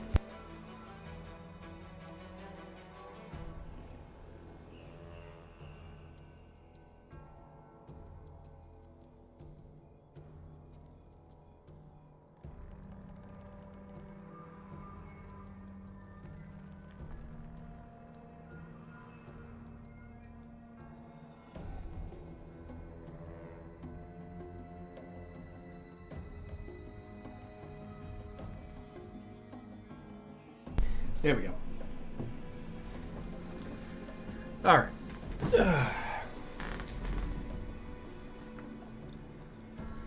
Why are you obsessed with finding enemies everywhere you look? Why? Why? You must not be from these parts, or you wouldn't have asked such a question. I look for enemies everywhere because our enemies are everywhere. Who are we at war with? Demons. Demons and cultists. They are masters of deception. They worm their way into your favor and masquerade in all manner of false guises. Do you think Jerusalem was taken by force? No, by trickery. Were it not for me, Cannabis would have gone the same way long ago, captured out from under our noses. There's two deities that are about mercy. There is Saren Ray, who has mercy and redemption within her domains. And then there is Shalin, who is the god of love, art, beauty, and good, in a way. Like, she is basically the definition of a good goddess. And her paladin code in particular involves showing mercy to others and believing always that people can be redeemed. Yeah, it was also taken by force, yeah. Like, it legitimately was taken by force. Like, he's just like, oh yes, it would have been stolen out from underneath our noses long ago. And meanwhile, Cannabis is on fire currently because a bunch of demons came in and actively attacked it. He was so focused inwards, he was blind to what was going on outside. And this is what I'm about to tell you. This was a long time ago. I was very young then, and I had just joined the Crusade. Back then, Cannabis didn't have a garrison so much as a public thoroughfare. Anyone who wanted could just stroll into the city. One day at dawn, a group of refugees came up to the city gates, bold as brass. The guards let them in, and why not? For no one was ever turned away. 'Twas no matter. Everyone was welcome in our city. If you came from Mendev, or if you'd hauled yourself here from across the seas, the Crusade accepted all and sundry, but on this occasion we paid dearly for our laxity. Just as soon as those innocent lambs entered the city, they transformed into demons and rushed toward the wardstone, slaughtering everyone who tried to stop them. 62 people died in less than a minute. The demons used their mutilated corpses to desecrate the obelisk. None of them dared to go near it. The light of the goddess burned them all, so they threw the blood from afar, spattering the wardstone from every direction. And lead demon, and now species Manago is her name, jeered and gloated, saying we mortals have been sitting ducks. And the creature was right too. We let our guard down. We got what we deserved.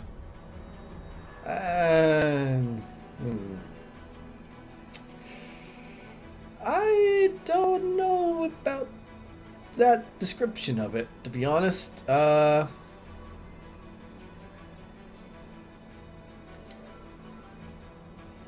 this was the Red Morning Massacre, which was a big event in Pathfinder.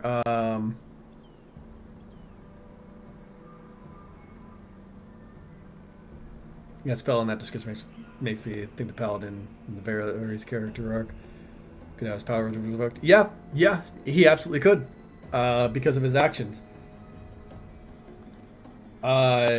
because there is actually like this weirdly thin line for paladins where like you can commit a couple of acts usually that are not exactly in line with your god, but yeah, he wasn't exactly good.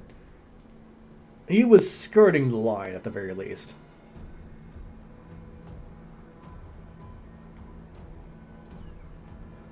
Let's see here.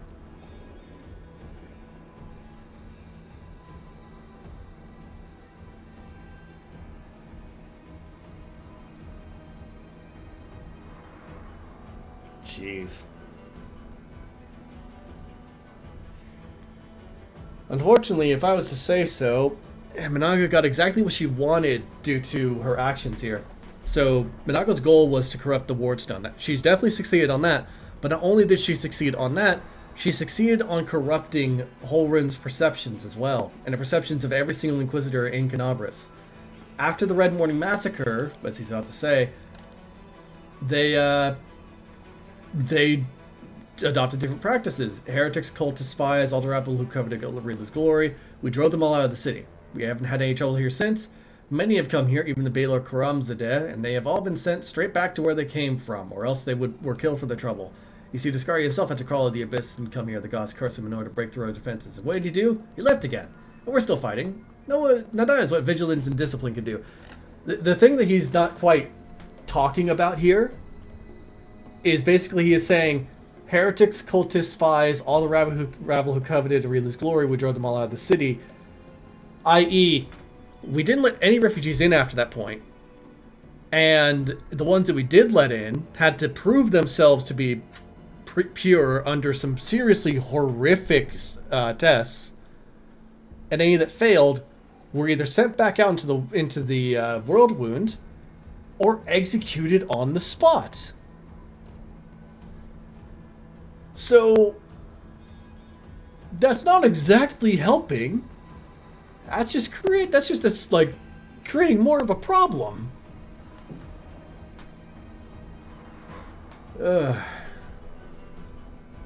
Ramin really warned you about the attack? Those crazed destinants were always bursting into my study with their incoherent prophecies that came to them in their dreams. I won't lie, sometimes what they said did come to pass. But can we really rely on the woolly dreams of heretics over the cold hard facts of intelligence reports? Plenty of demons could have easily fooled them and whispered a treasonous plan in their dreams, and those lunatics would have been only too happy to listen.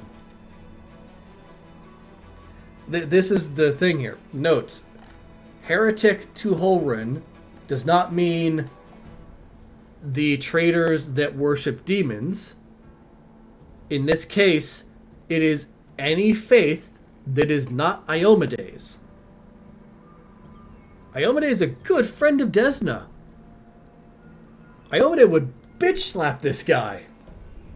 We'd just hear the little doot-doot and he'd be suddenly deaf. That's what would happen. Deaf and blind, and taking massive force damage. This time, Mr. Curls for Brains came to me and declared that the demons were about to attack the city and that the Wardstone's power was diminished by some kind of contamination or taint. I only forgive me for even repeating the words. After uttering such blasphemy, he should have been locked up along with his followers and interrogated. Yeah, that's about the face that I feel like a lot of people make for Holren. Just like, you idiot. But instead, I simply increased the surveillance on them. And what next? My people caught them red-handed trying to attack the Wardstone with unknown magic. And now 3 days later, the demons attacked the city. There's an obvious connection between these events. You're not seeing it, but okay. Yeah, there's a connection, but you're not looking at the right one. You're looking at the one that confirms your own suspicions. Whether deliberately or under demonic influence, the Descents played right into the hands of Discari's hordes, and they almost left the city completely defenseless. Remy covered for his people the whole time and helped them escape my guards. After that, what else could he be but a traitor and a heretic? Your blind faith to Iomedes has caused the deaths of hundreds. You fucked up. Take responsibility.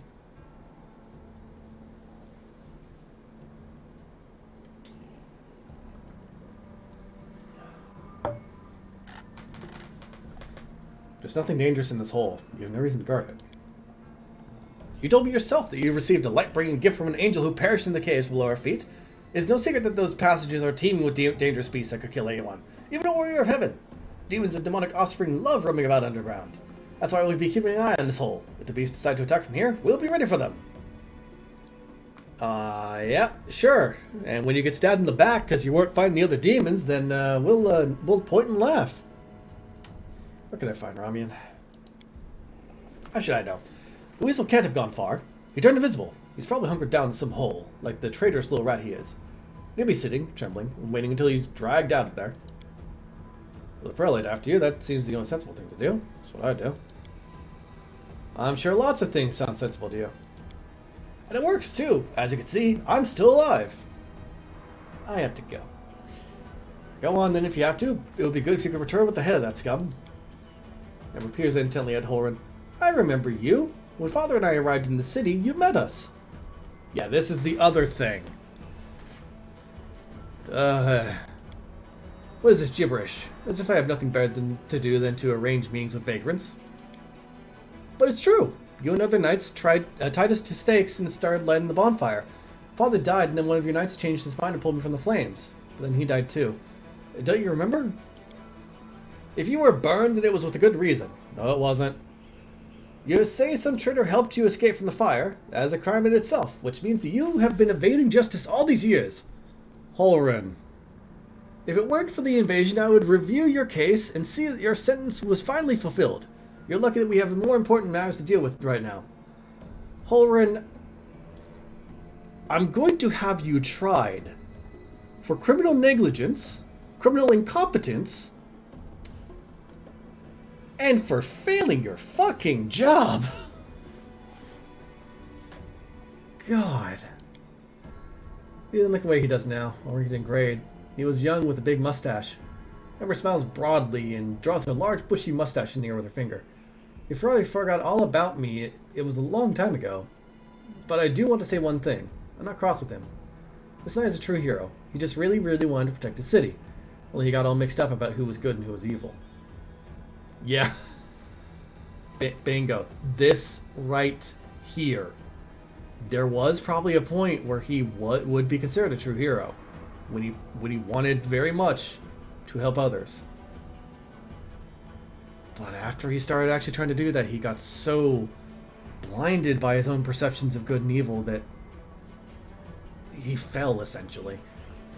Holren, you sent an innocent child to be burned at the stake. Don't you want to ask for forgiveness? Pah! Hardly anyone could look innocent. How did this girl manage to survive the fire? And what about the crow that's always flying around her? I advise you to take a close look at this innocent little lab of yours.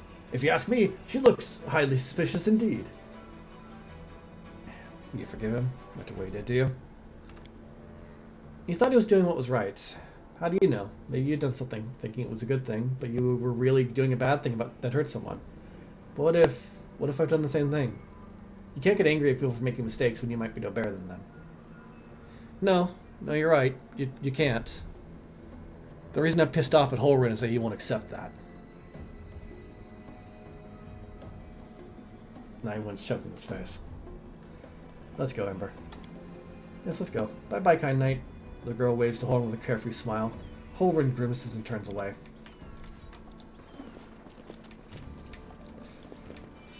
March on. This guy. They will break Whoop, against our that's at you. resolve. You won't stop us. Surrender, or else. I gotta remember I need a left click, not right click. Ember is legitimately just the sweetest thing in the world. She is too kind for this world, honestly. Well, that's empty dead. And that one's about to be dead too. Or not.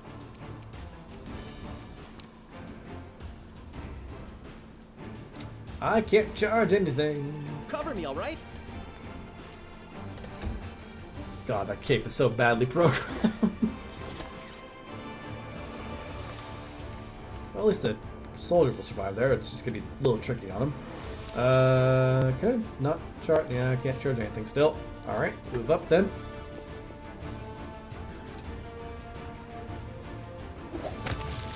Good swing.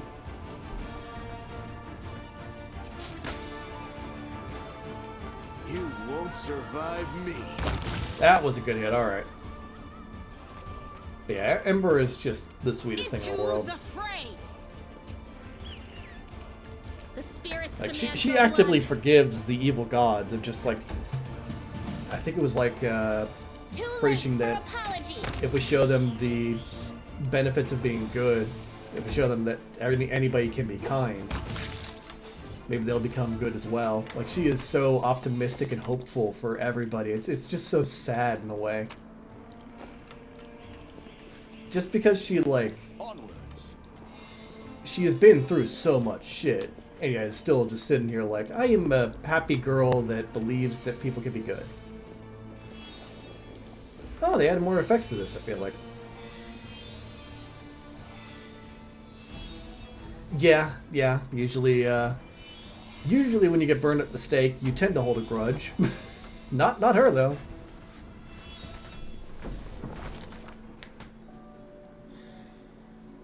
Alright. The demon invasion transformed all of Kenabris into one great battlefield, but nowhere in the city suffered as much as this square. This place saw a clash of titans, the demon lord Daskari, leading his hordes from the abyss, and the dragon Terendelev, the mightiest of the sea's defenders, and one of the first to fall. The Sea of Destruction leaves no doubt as to the battle's outcome. A skilled scout could recreate the course of battle from moment by moment simply by looking at the ruins. From the chimneys torn down by powerful links in a sharp dive, to the bloody tracks left behind when the demon dragged away the noble reptile's broken body. But there's no hypothetical scout gazing upon the ruins. It is Geralt, and he is not alone. The shadow of a strange, barely perceptive presence lingers over this place, like a gaze untethered from any observer. This mysterious force, unknown to mortal kind, silently assesses, judges, and seeks a better way. In an instant, Geralt is vested with this power and looks at the world with its eyes. The past, present, and future stand before him as a unified whole, an unmoving, multifaceted crystal that would be beautiful were it not for the fractures, blemishes, and flecks marring its splendor. What past does he see? In the past exists the one who wielded the scales in life. Although the one and life are in opposite terms for aeons, the supernatural embodiments of cosmic balance. Rather than who or what, a better word for these entities is how. This aeon appeared from outside this world, from the great beyond, to put an end to the intermingling of the planes and destroy the whirlwind, the chasm disrupting the order of the multiverse. Alas, the visitor from beyond proved too weak for the battle they came to fight. They even failed to finish casting the spell that would have sent Daskari back to the abyss. With one swing of his scythe, the Demon Lord cut the Aeon down. Jeez. The Great Beyond, by the way, is a term that encompasses all the planes of existence to make up the known multiverse. These realities beyond our realm are the domains of the gods, and are home to non-godly powers fit for worship, planar dragons, and entirely alien races. But what present does he see? Ruins, blood, corpses. None of this perturbs the Aeon's dispassionate gaze. The living are alive, the dead will be judged by Pharasma. All is as it should be. But the demons circling in the sky or prowling through the streets create a jarring juxtaposition, like splashes of blood-red ink on a restrained pencil sketch. They should not be here. The world of mortals is for mortals. The demons' place is in a demon world. How sublime the world would be if everything in it knew its place. But even the demons aren't as abhorrent as the sharp-edged, unassuming crystal languishing in the dirt among the bricks and smashed cobblestones. No mortal would notice it, but to the Aeon's eyes, its mere existence is an outrage against universal laws. If the Aeon still existed, they would not stop until the crystal was unmade. But the Aeon is gone, and only their gaze remains. Geralt picks the crystal up out of the dirt and stows it in his pocket. He is mortal, which means he has the power to decide what to do with it. No, I got that from somewhere else. What future does he see? Good and evil, chaos and order. Everything is in its lawful place in the multiverse, and is no longer trespassing where it does not belong. Nothing is disrupting the smooth and steady current of the river of souls from life into death and back to life again.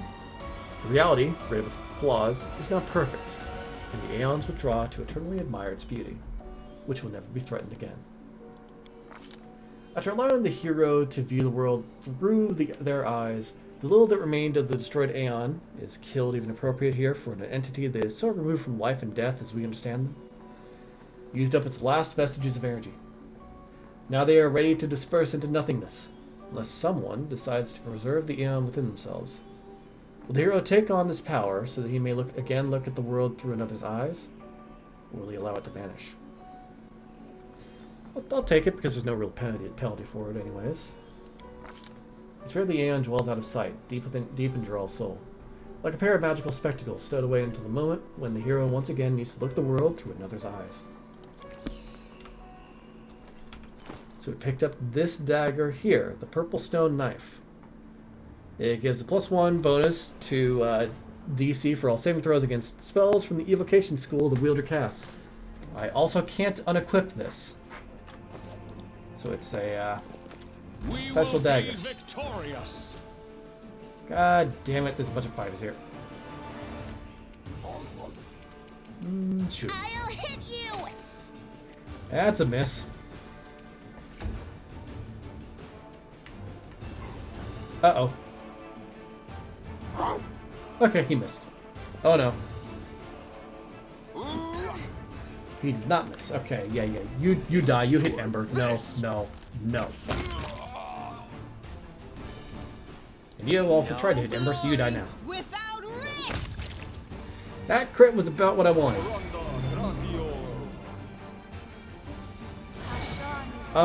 There are 9 different planes.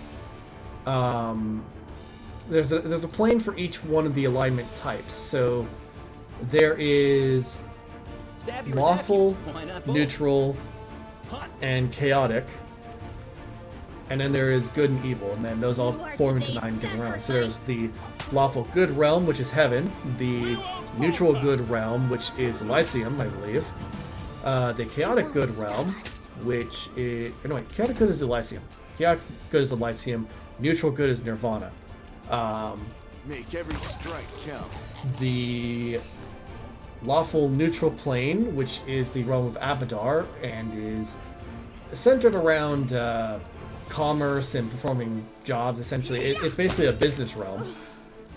There is the true neutral realm, which I can't actually remember what was there. Distract them for me. I need to check that.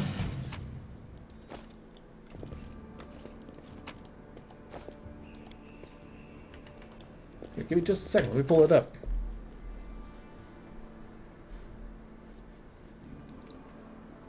Let's see here. Pathfinder Realms. The planes. Here we go. So there are 9 of them. So there's Abaddon, which is the neutral evil realm. There's the Abyss, which is chaotic evil. There is the... Is it Utopia?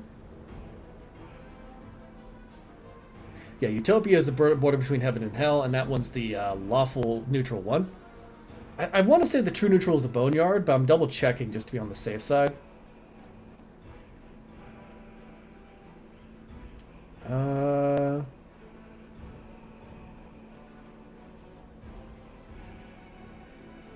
Might actually be the Boneyard, yeah.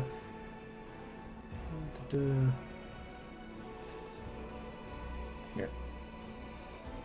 Let me see here.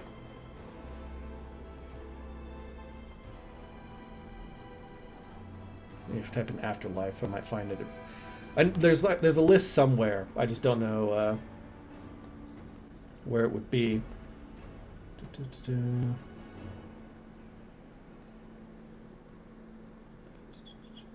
Material plane, judgment, ethereal plane.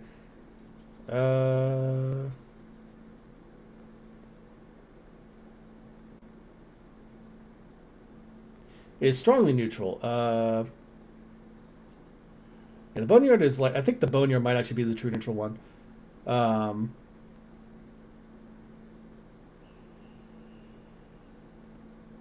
the souls of the neutral dead remain in the boneyard and are transformed in the lands beyond Pharas's palace and the necropolis into aeons. Right.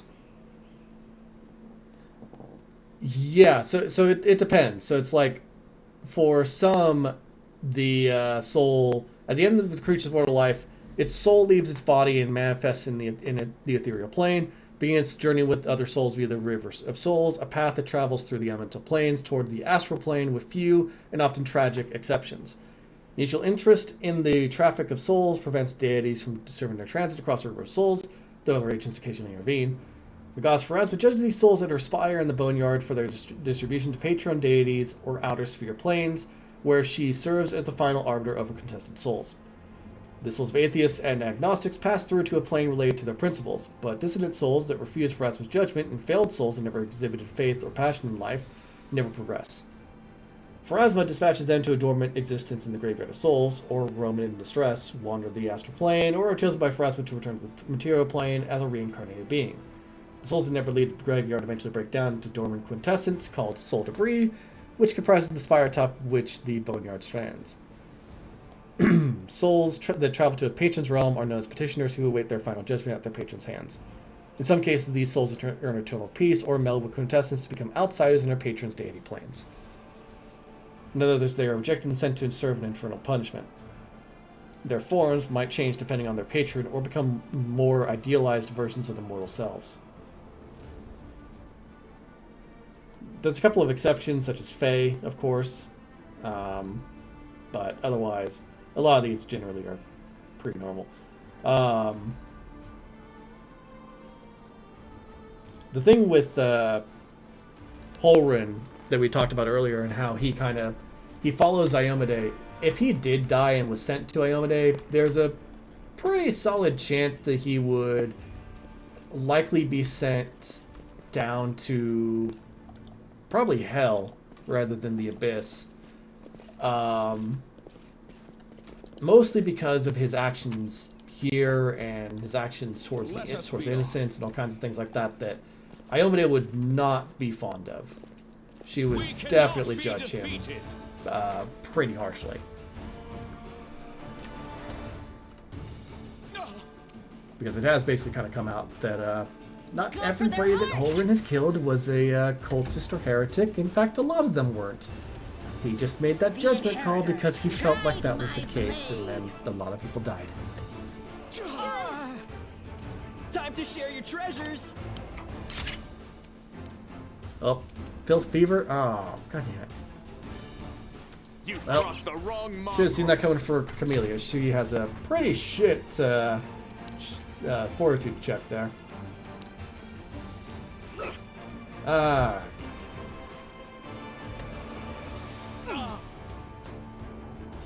Surrender or else.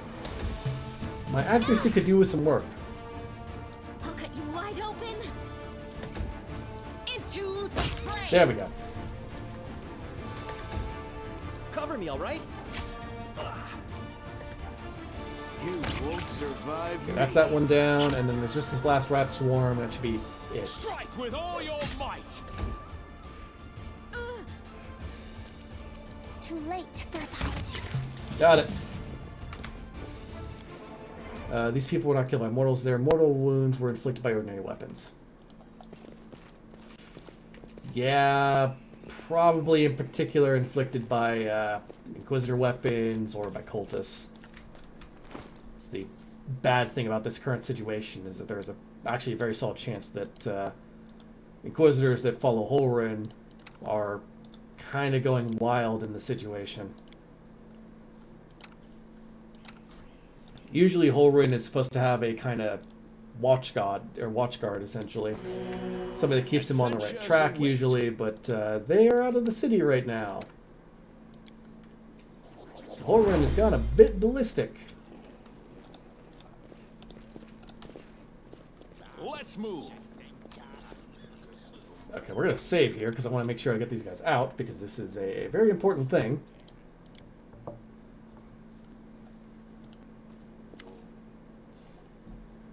Watch Watch it, watch it. What are you guys doing? You'll bloody crush me! A young tiefling lies trapped in a collapsed section of the tunnel. The two tieflings scramble around, trying in vain to free him from the rebel. Quit whining. Hey, alarm! Someone's coming! Maybe you will help us? Wise up, would you, before you get killed? Let's make a run for it while we still can. No, come on, don't leave me. I'll die here. Hey, guys, I see you're in a bit of a jam. Get a load of this slot, and no escort either. Well, Jeff, you little shit, how are you not dead yet? Who's that with you? They're friends of mine. Great guys. Woljif turns to you and, out of the corner of his mouth, says, listen, do me a solid. Help me drag his sorry carcass free. They'll repay you. Cross my heart. Who are you? Who, us? We're nobody, just simple citizens. We used to live here, but now... Yeah, we just lived our lives, didn't do nobody any harm, and then kaboom! The place falls about our ears. The tieflings are antsy. They're hiding something. Yeah, lawful good is one of the better places. Chaotic evil is one of the most horrifying ones. Well, chaotic evil is bad, but chaotic neutral is weirdly worse. Just because, like, you become a soul there, you turn into a chaos horror, essentially. It's horrible. Alright, don't mind me telling you who you are and what you're doing here. Alright, don't hurt us. People call us the Thieflings. We kind of skirt around the edges of the law. That's how we make our living. Say some tyrant bans books that show stuff you don't like, or fancy cune and wine you don't drink. Is it wrong if we step in to fill the gap in the market? If there's a demand for it, someone's got to sell it. And don't go thinking we're gangsters or anything. Our only concern was making the lives of citizens easier, for a little coin. If people in the city can't even breathe without breaking some stupid regulation or restriction. Thanks to take the tunnel that collapsed on top of our friend, for instance. It leads straight to the Grey Garrison. Thanks to it, any soldiers whose throat's feeling a little dry or who's needing some nighttime reading material, we can get all the things for him that his heartless superiors refuse to do. We're providing a public service. Enough talking. Get these rocks off me. You sent me down here for a goddamn crate of cognac, you idiots. Now get me out. I'll help you pull him out from the rubble. Sounds like we succeeded. Yep. You easily clear the rubble and free the trapped tiefling. Whew. I'm alive, all in one piece, give or take. Thank you. I'll remember your kindness for the rest of my life. The freed tiefling turns to his companions. And you two clowns, I don't want to hear a word out of you. Get into the tunnel now. One trip just to the Grey Garrison and back. Don't be a coward. It's not going to collapse. Go or else we came all this way for nothing. And then, well, didn't it? Yeah, it kind of did it. I helped you. Now you can help me and Commander Tirabade to save Kenabris. The militia needs people with various skills, even ones as unusual as yours. You what? Are you blind or something? The tiefling points to his horns and tails. Now, know what people call us? A Rilu's spawn. And that's one of their nicer nicknames. Crusaders and tieflings don't mix. We'll be torched on the site. Whoa. Tirabade? Erebeth Tirabade from the Eagle Watch. Lads, we have to help her. She's one of the only big shots in the town that actually treat us with any decency. Why should we risk our necks for the Crusaders? Because Erebeth risked her neck for ours. She saved me from that creep, Holrin, yanked me straight out of his torture chamber. Only a worthless toe rag would refuse to help her out after that. Nah, I'm not listening to any more of this. The tiefling makes a show of covering his ears. You do what you want, I'm heading for the River Kingdoms. Go on then, I'm going with the Crusaders. And I'm going to round up the others to help. The tiefling smirks. We've made some good money in the city, and it'd be a shame to surrender our meal ticket to the demons. But enough yammering, so long. Off they go. So we now have a exit into the Grey Garrison. So that's taken care of. If I remember right, there's some demons over here or something. Yep. You can handle them, right? That's an issue. The reason that druids are incapable of non-neutral alignments has to do with their balancing of nature. And nature is not inherently good or evil. There is no way to define something in nature, really. There could be evil and good creatures, but there cannot be evil or good nature. The cycle of life, death, everything else like that. 0 charisma damage to Camellia. Endure this. That stuff doesn't really have a particular one way or another to go around it. I like how he used cause fear on the Paladin. No glory without risk. This Abercondaloo was not intelligent. Stab you or zap you? Why not both? But anyway, since nature is something that is a bit more balanced than a lot of the gods out there, they can't be good or evil. They can't have one way or another. The spirits demand your blood! You won't stop us. You can get pretty close to a kind of good druid though, using a ranger build and Make such like every that. strike count. Did you see that? The inheritor, guide my blade. There's also paladins that I think utilize some druidic abilities and are more in line with druids than they are with necessarily clerics or other things like that. So there are a bunch of ways that you can make something that is kind of a good druid, but not entirely. I need to head down March here. on. A rest is in order.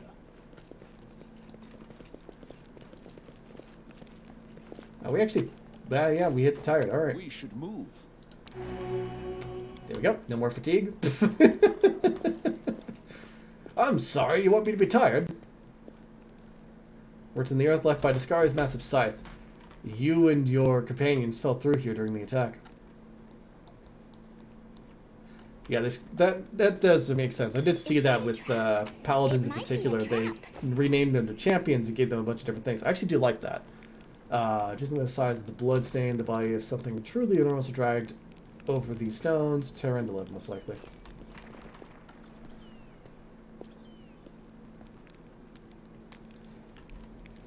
Not the little thing in the back there telling you bad. Yeah.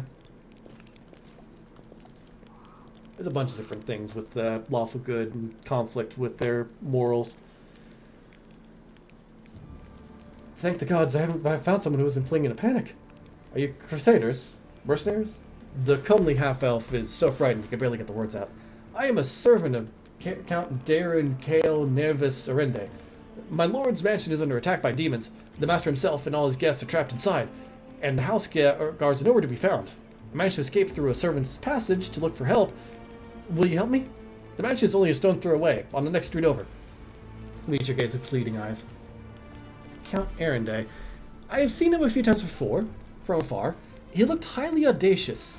I confess that he did capture my attention, but that's neither here nor there. We should help him. The gratitude of a rich and influential man can only benefit us. Knowledge roll check. You have heard about the Arende family before. This wealthy and noble Mendevian dynasty was almost wiped out by demons more than 10 years ago. The last surviving member of the family, the young Count Darren, has an infamous reputation. He is well known for being a rake and a rogue. Misfortune continues to dog the House of Arende, I see. This sort of cringes. You're telling me. Everyone tried to talk me out of taking up the position, saying that it can't have just been bad luck that brought tragedy down on the family, and I was killed off the line. But I reasoned that since my master was the only one to survive the calamity, that meant he must be blessed by fate and the powers of good. The fate was nothing to sniff at either. The servant cast his eyes around the street.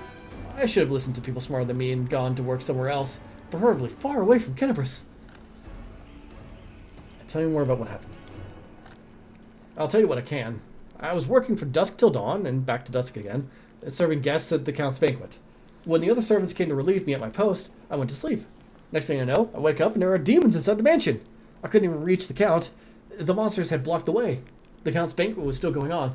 He and his guests were in the great hall, and as far as I could tell, the door to the room was sealed and the demons couldn't get in. I'm begging you, hurry.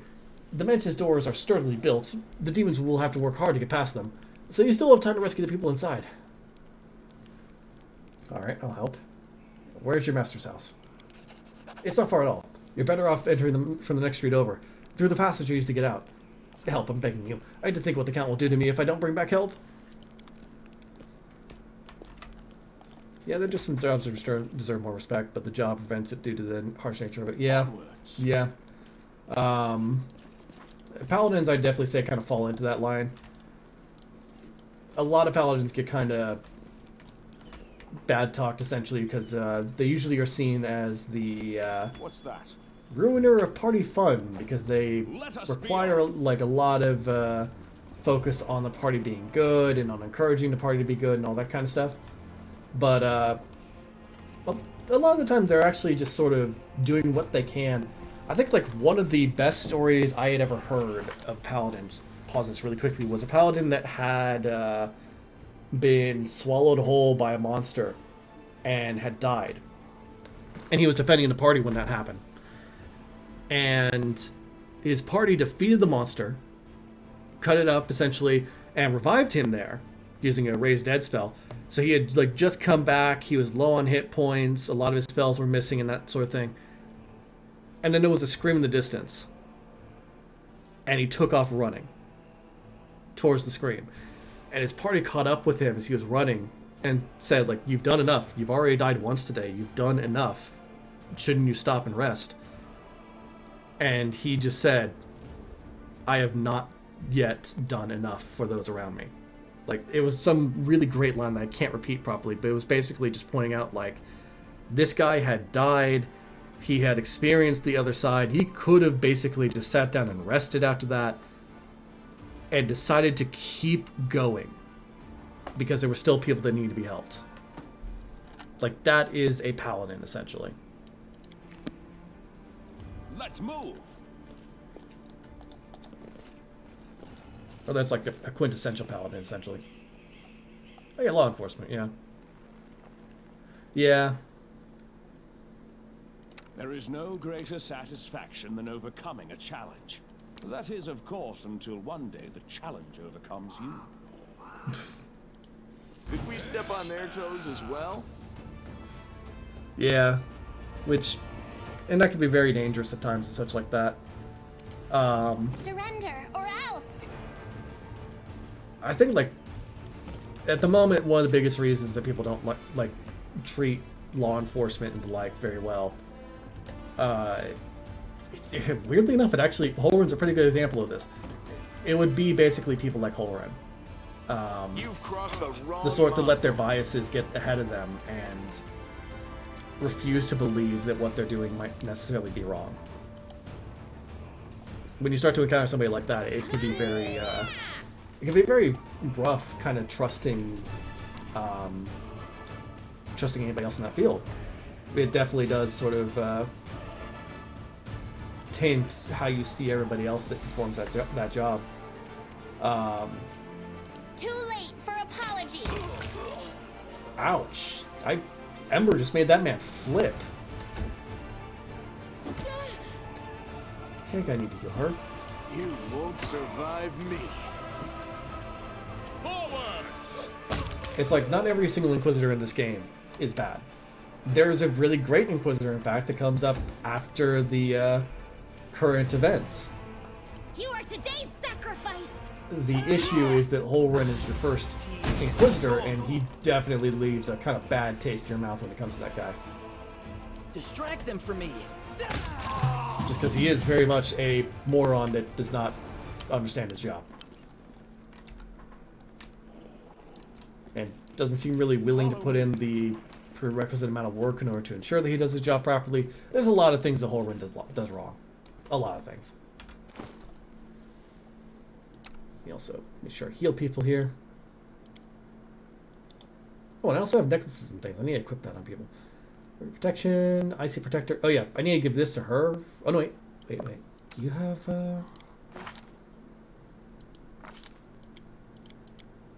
special abilities, traits? You don't have it yet. Okay, well, hold on to that ring then. Yeah, it's the I Am the Law group. Yeah. That is the big issue that can come up a lot of the time. Not that helpful right now. Let's give you angular natural armor and a ring.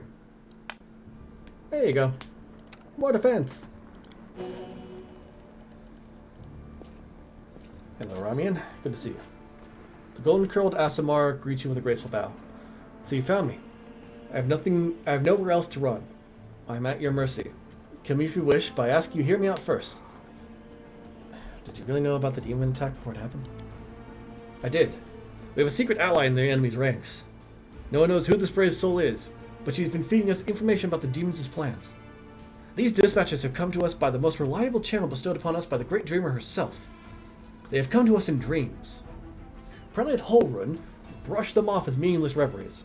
And, well, I admit that it isn't always easy to distinguish our allies' messages from ordinary dreams, but even ordinary dreams are gifts from Desna, and are always worthy of attention. The Prelate, and all the Crusader leaders for that matter, should have put less store in reason and more in intuition, inspiration, and spontaneity. What's more, not long before the attack on the city, a blind elf who calls himself the Storyteller arrived in Kenabris. This wanderer wasn't merely a collector of legends, but a scholar of the unknown. According to him, the wardstone in our city, the first and foremost in the chain of wardstones, weakened since long ago, was teetering on the brink of corruption. It seems that the Red Morning Massacre and other demon attacks, even the ones we fended off, did not leave us unscathed. Unfortunately, the Prelate did not wish to listen to the Storyteller either. We're lucky he wasn't burnt at the stake as a heretic. We had such vital information on our hands, information that could have saved the city, but no one cared to listen all the way to the catastrophic end. It's funny, this person I saw before was saying they had bad experiences with cops, and in a nutshell said, we don't need to get rid of cops, we need better cops. Yeah, that's pretty much it. Like, we also do need to take, like, the burden off of certain police forces, I do know that. Because we call them for literally everything, and it's a bit of an issue. Having more specialized people to take care of things would be a much better idea, to be much like in the way that, like, you have specialized things in, weirdly enough, Pathfinder. Like, you have clerics that are good at healing or good at attacking, that kind of thing. It's like specialization tends to make things easier on the rest of the people that are around them. So, and not all dreams have benign origins. What if those dreams were sent by demons? In a different time and place, someone perhaps could have become the victim of a false dream sent by monsters. But here in the War of the Abyss, the goddess is keeping a close eye on her most faithful followers.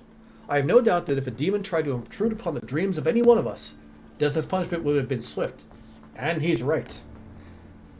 Desna is very particular about the realm of dreams. She does not want any messing with dreams going on. She protects them as her domain. It's a very interesting situation for her. God, all this lore that I keep talking about, I'm being reminded that I need to, like, get a lore master emote of some type. just for anybody that does subscribe, is just like, yeah, no, here goes Kalis, he's talking about lore again, just drop the book emote or something like that. I need to do that. Tell you about the strange rituals that were going to be performed on the wardstone. I mean, looks slightly abashed. When my attempts to open Holrun's eyes ended in failure, a few of my young adepts resolved to take matters into their own hands. They did not consult me before doing so, but I have never demanded iron discipline from my priests. Army commanders may have subordinates, but I have pupils and fellow worshippers. I can only inspire them, cannot command them. And it seems they were inspired all on their own. In other words, you get to preach whatever you want, and you don't have to take any responsibility for your flock. You've really got it made. For pity's sake, how can I be held responsible for the actions of others? These are not children we are discussing here. They are grown adults endowed with their own free will. Praise the goddess. Of course, we all help one another, but in the final reckoning, each of us decides how we will act, and each must answer for their choices. Yeah, there goes old man Kalis again. There goes old man Kalis again, telling the stories about the history and all that. They had no ill intent. They only wished to access the wardstone in secret and try to cleanse it. But to Holrun, this became perform a suspect ritual after hearing even more suspect voices in their dreams. The children wanted to save their city, but the Inquisitors detained and almost killed them. I had to intervene. I used my authority and my power as a cleric to give them a chance to flee. If they hadn't gotten away, they were destined for a cell in the Prelate's dungeons and, quite likely, death. Why are you and Holrun feuding? Oh, I'm not feuding with him. I sincerely wished only the best for the man. In an ideal world, he'd be far away from the front lines, enjoying a peaceful retirement. But even if that is impossible, I have always tried to help him fulfill the mission he has taken upon himself, and in which he has proved fatally ill-suited, protecting Kenabris against the demons. Unfortunately, he is convinced that the followers of Desna are heretics and saboteurs. He refused to listen to me, and it was only the nightly orders that deterred him from including us in his witch hunt.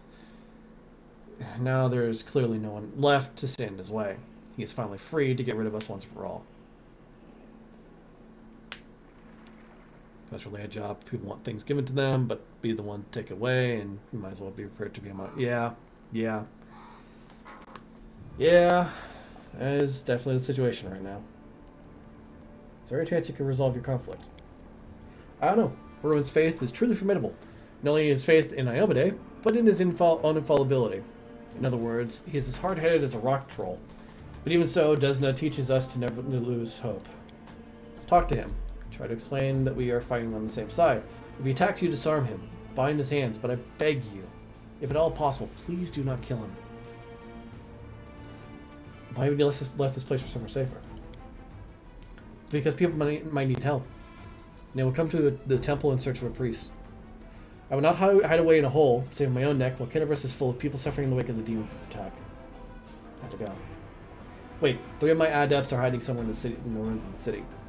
The ones the Inquisitors wrongly accused of treason. I beg you, find them and protect them against the demons, and vigilantes like Holrun. They will not rest until they find them. If there's anything else you could do to save Kenneverse, please do it. There's one of them. Stranger, wait. You spared me despite what that mad Inquisitor told you. The young voice comes from nowhere. Oh, hang on, I forgot to remove the spell. I hope Holrun's dogs aren't looking nearby. A pale youth materializes before you. His face looks haggard from lack of sleep, but he is clearly pleased to be talking to someone. So you are one of the Desna adepts that tried to break into the Wardstone? Yes, I am Ilk's cleric of Desna, and one of the people who answered the call of the voice in the dreams. Some unknown person made contact with us through our dreams, telling us about the demons' plans. We learned that the demons were planning to attack Kenneverse and do something terrible to our Wardstone, which already carries the taint of corruption. Prelate Holrun refused to heed our warnings. We had to make a choice. We could either throw up our hands and pull back, or take action, even though it could cost our lives. But what heartless person could stand by in the face of such a deadly threat? What were you planning to do to the Wardstone? The young man hesitates. Our plan was to get to it and then follow our instincts. There were 3 of us. A cleric, a mage, and a bard. Between us, we know a lot. We're capable of a great deal. If we'd had enough time, I'm sure we could have figured out what was wrong with the Wardstone and how to heal it. But they didn't give us time. Yes, the local commanders got roped into dealing with this. So many kids trying to break into the Wardstone. Apparently some of ours, but who even knows these days? Seela sighs. I know there's no evil in you. I could sense things like that. What you did was so stupid and impulsive, someone could have gotten hurt. I know from experience. So you decided that you needed to do something right away, so you did something right away. Great work. Long gives a sarcastic round of applause. Like the city authorities would have done a better job. They weren't going to do a thing, even though it sounds like they knew about the danger. All they knew was that some crazies had some weird dreams. But anyway, it's a little late to be trying to pin blame on people. How did you even come up with such a plan? How can we not come up with a plan? Do you sense the young man's temper rising? Listen, Desna is a goddess of luck. But luck as many lay people would understand it, and luck as we, the followers of the music of the spheres, see it, are far from the same thing. Other people believe that luck is something good that falls into your lap just because, like generous but unearned reward. We see luck as a fundamental law of creation, according to which even in the darkest hour, the most hopeless situation, a chance of rescue and a chance change for the better can arise. My tongue. But you've got to seize this chance when it presents itself, or better yet, create your own. Followers of Desna are not people who like idleness and inaction. That's why Kenneverse was in trouble. We did it as our goddess had taught us. We took the matter into our own hands and tried in a moment of desperation to pluck our chance from the hands of fate itself. You were trying to help. Can they punish you if you were trying to help? Is that allowed? Sometimes it's even necessary. I'm sick of all this Crusader infighting. It's not just infighting, it's a matter of life and death. It's about the path we're all on. The adept starts short. Whose voice have you been hearing in your dreams? Nobody knows what it is, but everyone has heard it. Heard her, I should say. Is convinced that she is a good and pure soul chosen by Desna. We had a choice. We could trust her, accept that we have an ally somewhere who isn't afraid of all the armies of the Abyss, or we could draw on suspicions and get one step closer to becoming just like Holrun. We decided to trust the voice, and seeing Kennever's devastated, which is what our unknown ally tried to prevent until the very end, I can see now who had the truth on their side. Things like grow claws for sorcerers, dragon bloodline, gain extra attacks. Not exactly. It's a little tricky. There's a couple of ways that you can actually gain extra attacks doing that kind of thing. Okay, so the extra attacks that they would gain from that are not from 2-weapon fighting. Natural attacks do not suffer from that.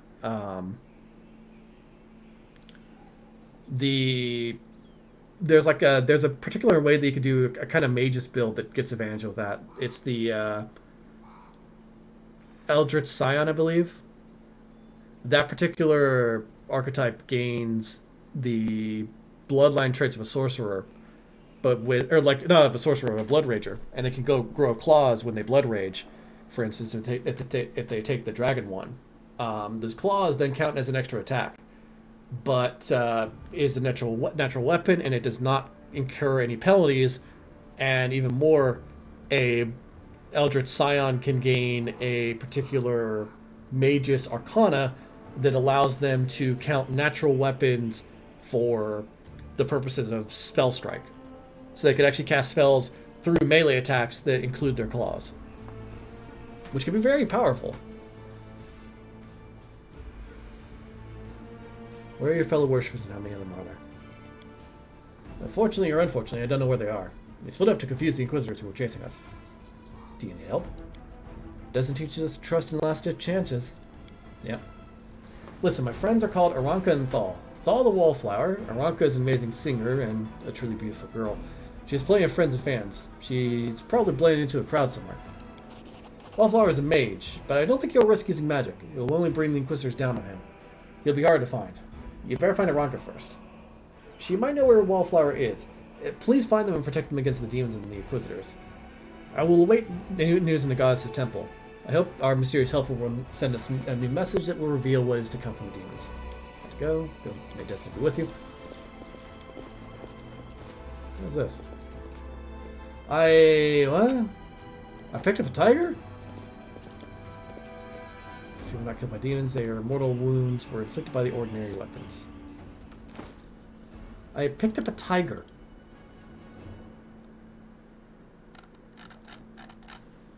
Where did it go? Here it is. Tiger. Cat's feral instincts provide +2 morale bonus on perception and lore nature.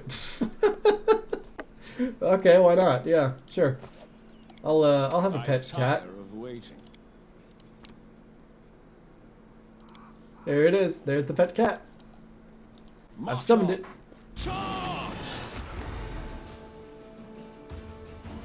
Oh yeah, you could definitely do something like that. Monks don't gain extra attacks in the same way, sadly. Time to share your treasures. But you would be able to do it probably with just the monk's basic attacks would be it. You would get a lot of those. I think there might be a feat that allows you to strike with both natural weapons, though. I think it's possible at the very least. Endure this.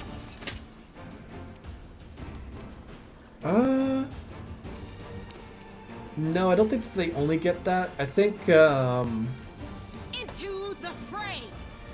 I think it basically continues along the same line as a monk's unarmed attacks go up essentially. Lon, for instance, is a Zen archer, so Lon actually gets access to the same abilities as a monk does, but instead counts him for his bow.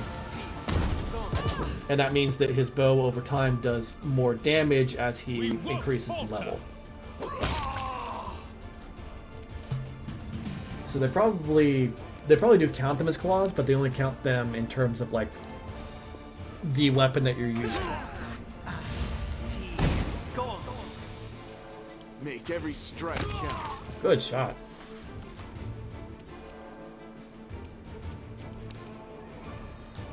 The light take you. There's a slight curve to these pillars, and it's blocking my charge. God damn it. I'll cut you wide open. Oh, still got an attack in. You won't stop us. Surprise. Go. I really do dislike magic missile when enemies have it. Strike with all your might! Starting to miss the shield spell, to be honest. Cover me, all right? He dead. He very dead. I stand ready.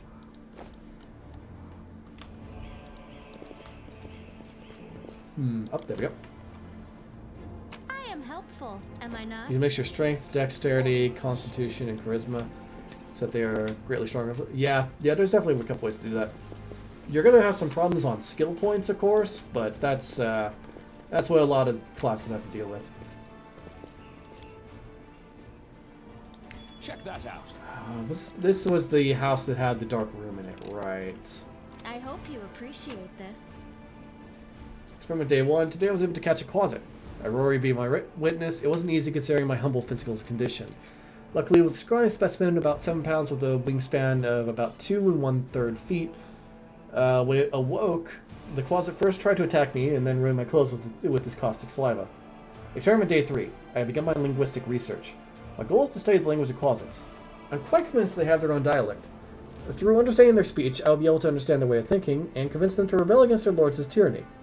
A religion will roll through the abyss, and the powerless will rebel against their oppressors. I'm sure that Everbloom Milani will not refuse her patronage even to such creatures as these, if they would break their chains of slavery. Unfortunately, progress this far is insignificant. I've been able to catalog... Hang on, let me actually pull up the whole thing. I've been able to catalog only 2 words, which I suspect must mean rend and carrion. Quasit formed both words quite vividly when commenting on my person. While I was entering this record, the quasit managed to steal my watch and throw it into the chamber pot. Judging by his spiteful giggling, he's quite delighted about his little joke, and despite the denied trick, I am somewhat glad. Jokes and pranks are a part of cognitive communication, which I fully intend to establish with the specimen. I grow more and more convinced that I made the right decision in leaving Absalom and the Foray Logos, the so-called Wise House. More like narrow-minded fools stuck in the past, under the sway of their ringleader, that chatterbox, the fool of fools, a Jubilost Narthropple. They have never appreciated the progressive nature of my theories. Hey, it's Jubilost. Leader of the Wise House. Interesting. He really went up in the world. Experiment day 4. Today the quasit almost bit my nose off while I fed him. In response to my shame, I beat him with a wand. Such behavior towards sentient beings is unacceptable, and I repent deeply. I've also run out of meat. The specimen and I will have to make do with porridge and soup. Experiment day 6. It's been 3 days since the specimen switched to a vegetarian diet. At first, the quasit refused to eat plant-based food, but then ate some cabbage soup and poked at the porridge with his claw. His face looked so tragic. Experiment day 7. The specimen has completely lost all signs of aggression. At dawn, I was awoken by his moaning. The quasit was rolled up in a ball in a corner whimpering. Despite his dangerous appearance, it's quite impossible not to feel compassion towards the poor creature. I had to take prompt measures to give this specimen a laxative potion. The quasit now reacts to me with confusion and fear, but at least it's not suffering anymore. His gastrointestinal tract must have reacted unhappily to the unfamiliar diet. Experiment day 10. What a great day! The switch to a completely plant-based diet is complete. The theory that quasits can only eat meat and carrion has been disproven. My eternal opponent, Sir Jubilos, will have to go drown himself in a river. Quasit has become peaceful and easygoing. He no longer tries to eat my boots or the feet inside them. The specimen's behavior has become gentle and friendly. He shows some interest in ball games and physical exercise. I have named him Pecker. Today he initiated communication and attempted to explain a new word to me. By all evidence, he was making up the word during the communication process, for there has never been such a word in a quasit language. The meaning, as I understand it, is safety, comfort, and calm. I see no further need to keep Pecker on his chain. This experiment has convinced me that the vicious and evil traits attributed to quasits are acquired habits, not natural or inherent to their nature. Over these days, I really have grown fond of him, and by all evidence, Pecker likes me too. He's gotten used to napping on my knee while I'm writing my observations in my journal. Maybe someday this quasit will become my familiar. The current stage of the experiment is complete. Pecker and I are soon off to Absalom to present our findings before the professors at Foray Logos and become a scientific sensation. On our way, we may make a small detour to Avestan, so that Pecker will have a chance to better adapt to civilization. I hope the little trickster enjoys the journey. Huh. Well, that took a different turn. I expected that to end in failure. I'm gonna be honest. Oh, do I want to go down here? Not really. Not right now. I need to see visibility spell first.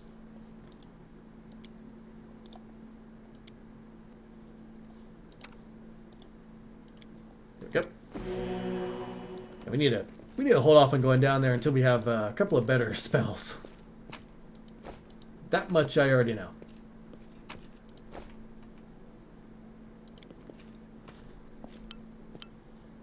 Yeah, I know. Let us be off. To be clear, I do click on the don't tell me about this in the future button, but it doesn't stop it from showing up. We are the light. They Ah. are the darkness. That's an issue.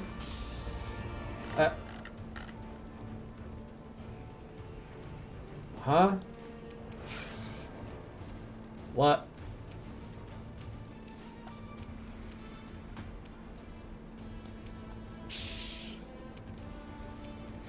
You have an interesting combat stance. You've crossed the wrong mongrel. They're, oh my goodness. Hi there. We can do it! I don't know what to say about this. They're not supposed to look like that. They're definitely not supposed to look like that.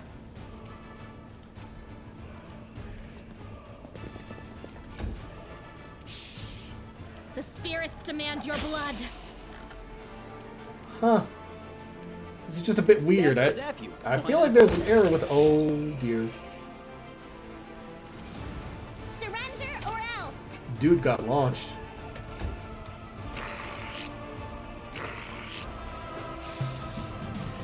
You won't survive me. Forwards! Come on, draw. No glory There we go. without risk. Doesn't look like anything got dropped either. Up this curl, though. What's that back? There was a Lord Nature thing over here? Let's move. Who is the highest Lord Nature?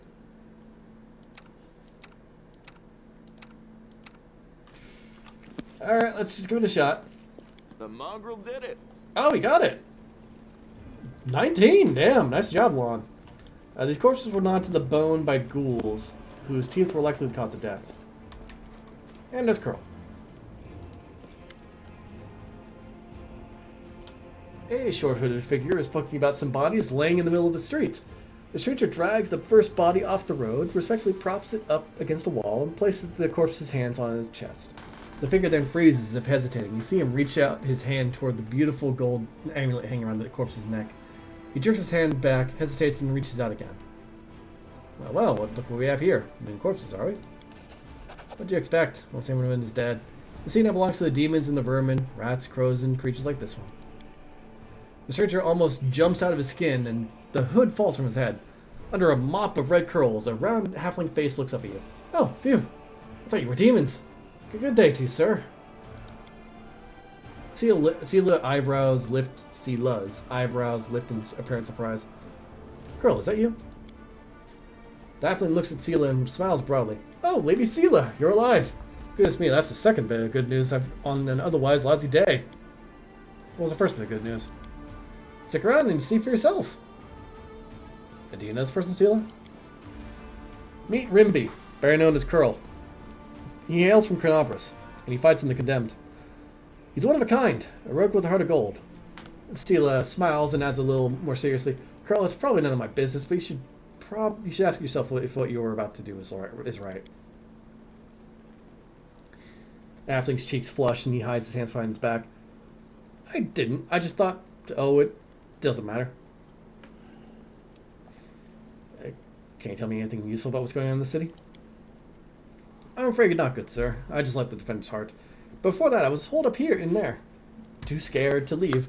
Although spending all that time under Commander Irabeth's nose sure was something. She's a strict one. Phew, and when she gets antsy. Don't even start. I've had enough of her breathing down my neck to last me a lifetime. Well, if you would stop stealing things, Woljif. So what are you doing here, robbing corpses?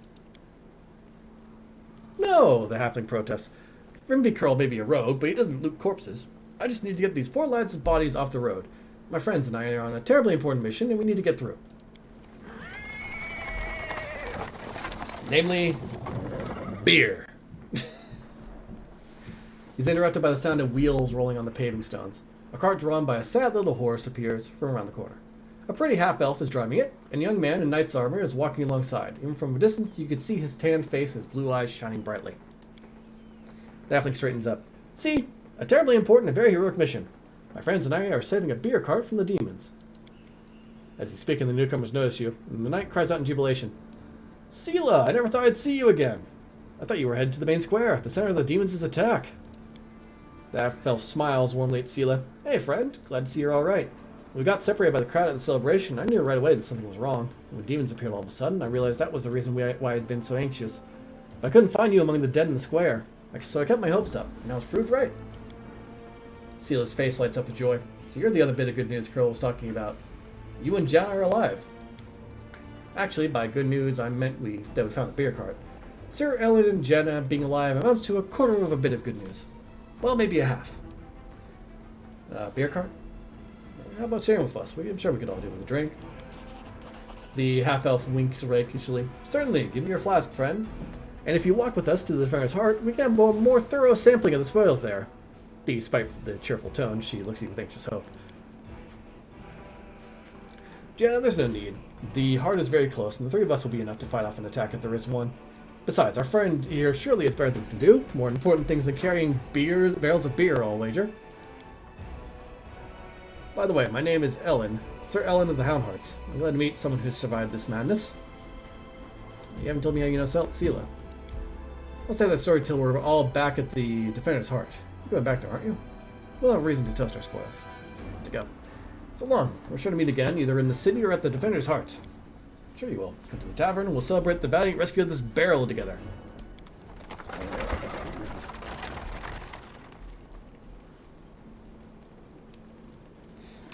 Alright.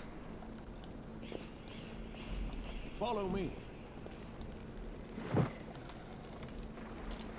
Uh-oh.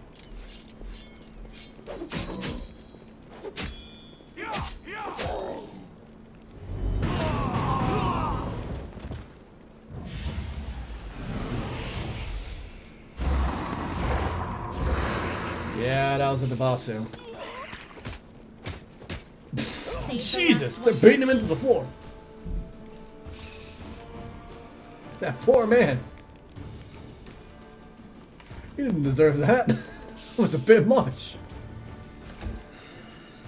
Endure this. Oh, at least these guys are easy enough to hit. Distract them for me. They're also, I think, stunned or something. What happened there?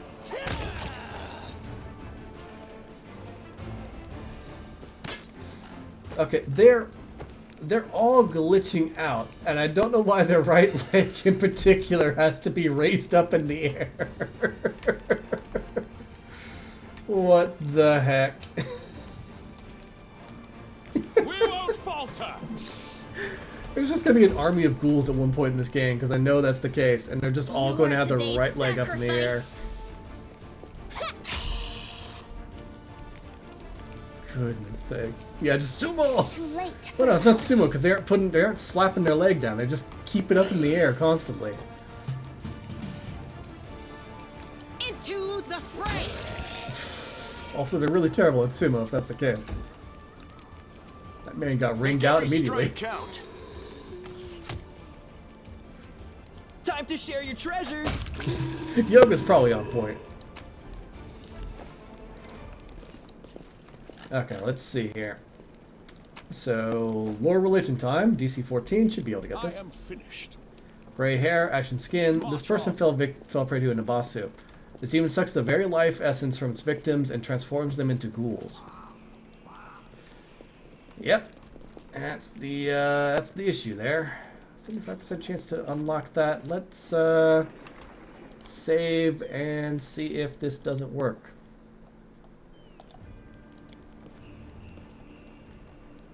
I am helpful. Hey, scroll of a large person. We'll take it. Also, ghouls or zombies in the graveyard. Are we surprised? Not really. I'll just take care of this. Yet another obstacle. And smack.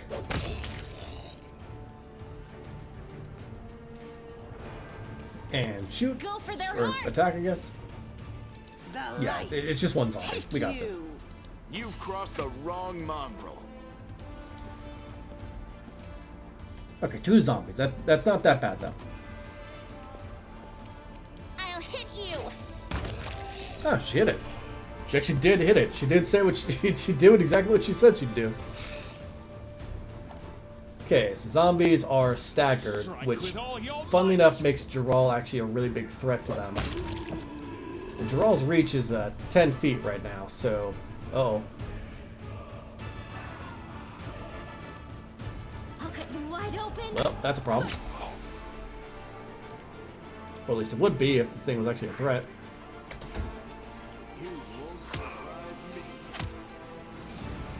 Cover me, all right?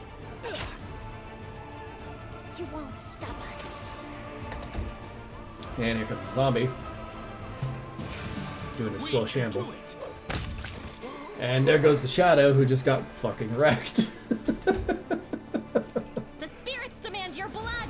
I like how its body lasted just long enough to do the flip onto its head, bounce, and land on its back. Onwards. Oh. It is done. The dug up graves and other clues indicate that a necromancer recently conducted a ritual here.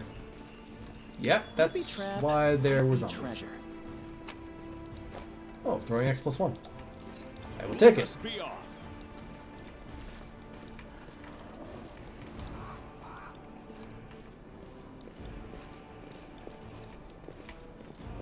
Now, I think that there are some We enemies. will Yep. be victorious. I remember that there were some enemies around here, and they... Oh my god, what the heck happened to you? What is wrong with your head? Nothing is right with this Standard man's Zaki. body. I need to Why put him not out of his both? misery. Make every strike We count. cannot be defeated. And I have to get ready for combat again. due to the ghouls not technically being on the board Surrender just or yet. else. God, that glitch. No glory without risk. Well, that ghoul is dead. That ghoul is in fact very Distract dead. them for me. That ghoul, however, is not dead because Woljif needs to work on his aim. God damn it, Woljif. Forwards. You've crossed the wrong mongrel. Good hits. Ow. Oh, he's afflicted with ghoul fever. God damn it. You are today's sacrifice. Ghoul fever is a problem. I'll have to cure him of that. Ow. Too Asshole. late for apologies. At least I'm immune to disease, so I can't be afflicted by ghoul Into fever. the fray. Time to share your treasures. One down. We won't falter. This one is gonna be a dodgy boy, I guess. Survive me. Go for their hearts.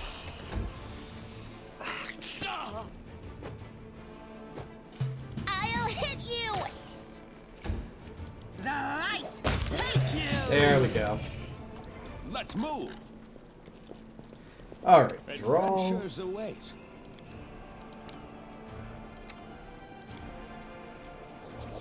Got it. No more ghoul fever for you. Follow me. The heartbeat quickens. So I think we'll do this last battle, and I'm gonna have to end it here because I've got something going on in a little bit.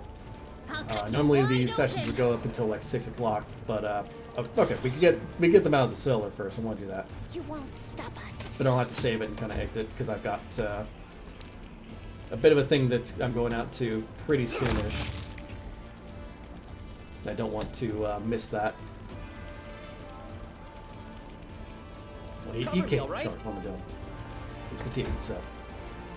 Endure this. 2 kills, nice. I'm over here just like, yeah, no, Drawl's got cleave, and he doesn't really need to use it because the enemies doesn't really, Tactical retreat. The spirits demand your don't blood. really do that much. Surrender or else. They don't live long enough to really warrant cleave, honestly. Strike with all your might. There we go. And then let's get them out of the cellar. And a huge pile of junk is enough to block out the excavations coming from beneath it. Reveal, O dearest darling beauty mine. Why didst thou turn thy gaze on me, pray tell? Thy husband I called friend a time. But love 'tisn't like an ocean, and friendship a well.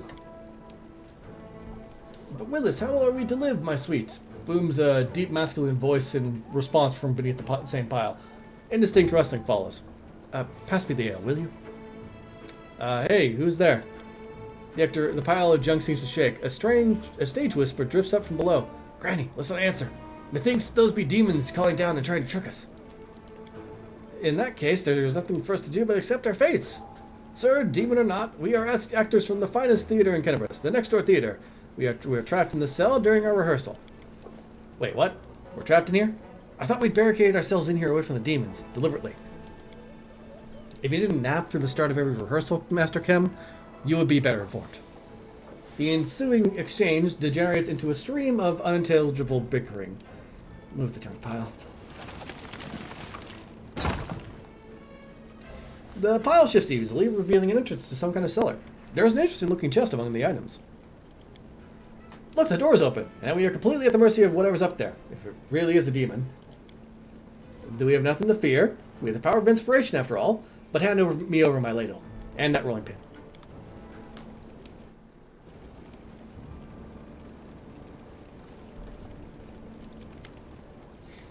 Now, look, it's not a demon at all. Greetings, kind friend and rescuer. I am Grandma Gretlin, theater director, and these are the members of my company. Granny, that's not a ladle. That's one of the props for the Malevolent Lich performance, the one Tina made. It's a scepter or something. She made it out of my ladle. She wanted to use a broom handle, but I paid to that draft idea. Says the dwarf with dignity. What I'll probably do for the feats is the 2-weapon fighting line, blind fighting, arcane weapon, the feat that adds full damage to offensive weapons, meta magic, extend, power attack, dodge, the only things that bolster my ability to... Yeah, that makes sense. That seems to work out generally, I think.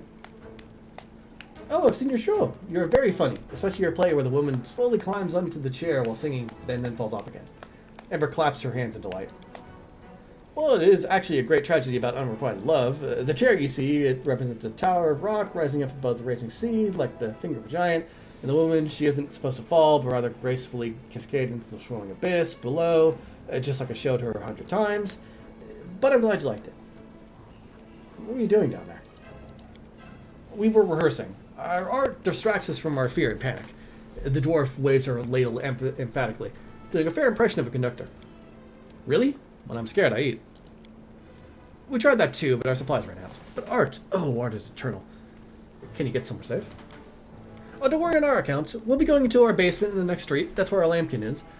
We're not afraid of demons with lambkin around. Lambkin? Lambkin, says the dwarf readily. Our male lead. He'll protect us. Don't worry. We know what we're doing. I have to go. Thank you again for rescuing us, stranger. Today you did a great service for Mendevian culture, and perhaps the culture of all Galarian. You will certainly be remembered in future eras as the one who saved the critically and publicly acclaimed Next Door Theater. And off they go. Okay. March on. I could probably go on for just a little bit longer. Let's at least clear up this map, since there's just these enemies over here. Like, there's the zombies that are down here, and then there's the necromancer that's around the corner. So take care of that, and then I'll probably be it for this session. Stab you or zap you? Why not God damn both? it. You are today's sacrifice. I keep right-clicking. I need to stop right-clicking.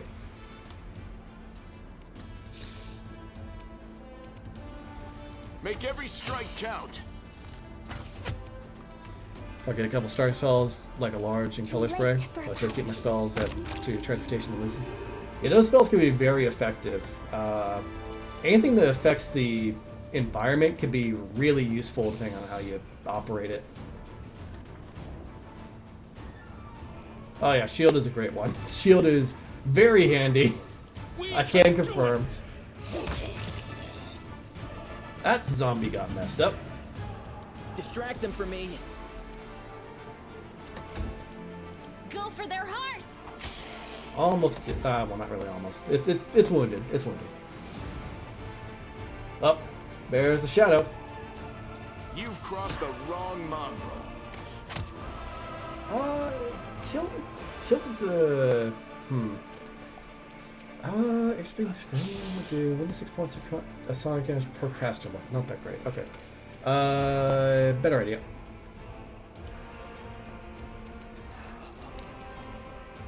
Die, all of you. There we go. That helps out. The inheritor, guide my blade. I think the Drolling has one smite evil. Yeah, he does have one smite evil. I want to save it. Okay, there's another shadow that's around here somewhere, and I'm not sure where he is. Oh, there he is. I found him.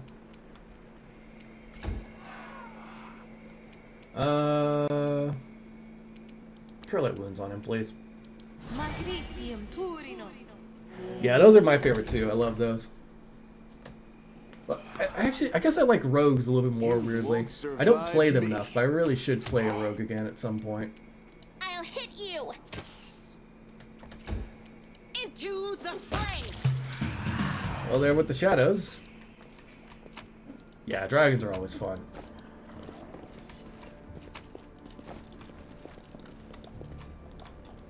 So let's see here. There's this area down here. Yeah, let's just clear out the map and then we'll be done with the session. See, it's fallen at last. How glorious! Now I can start pretending to be a shopkeeper and spend all my time on my true passion. Reanimating the dead!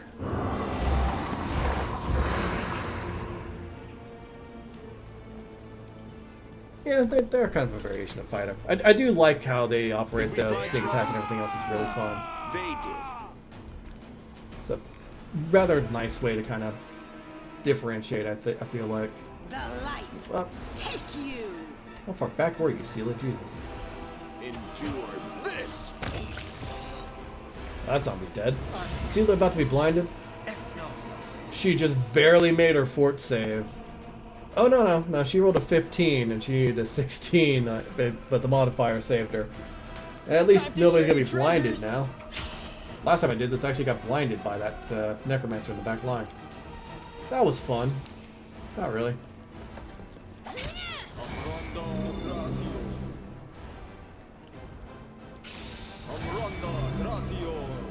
I see that the cultists are all lining up so very wonderfully for me.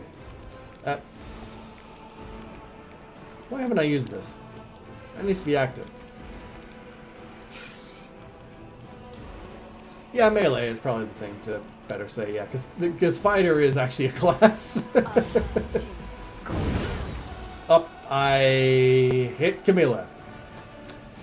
Whoops. Oh well, things happen. I cannot control it all the time. I should just get into the front line, I guess. No glory without risk. Okay, Lon, do you mind just like sniping the shit out of that fucking cultist? Yeah, there you go. I know you can't kill the other one, but you at least, wounded him. Okay, there was a lot of failed saves. I'm not nearly rich enough. How long does that spell last? Ah, it lasts a while. Got it. Great. Wonderful. I'll cut you wide open. Oof.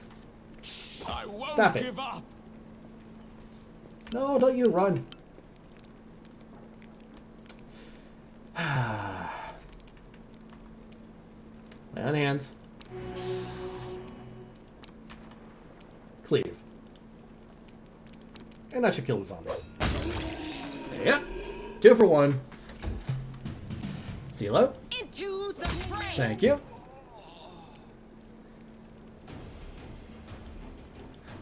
You could probably go like Lich, is the thing. Lich would probably work out.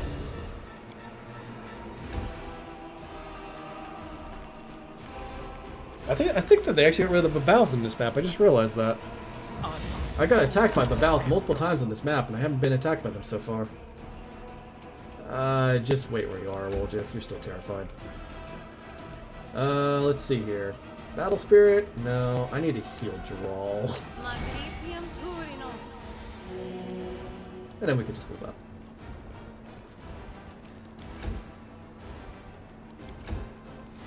There we go.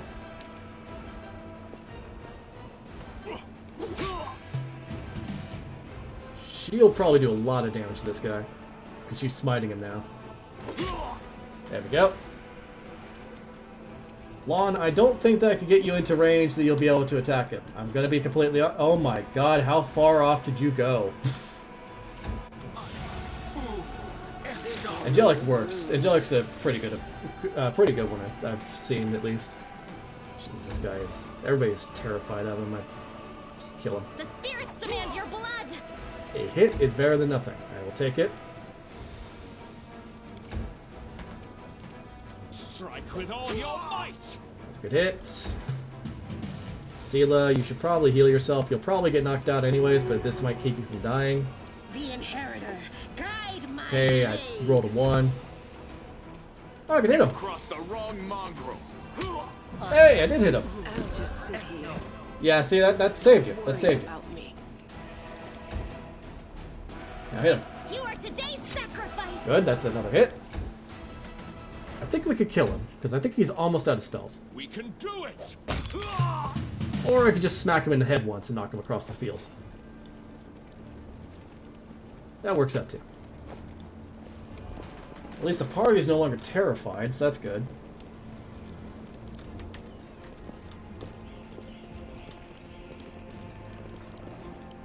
Okay, let's see here.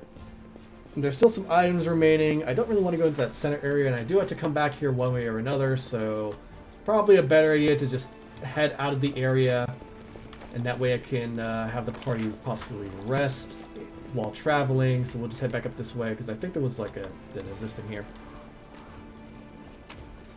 Bone Dragon.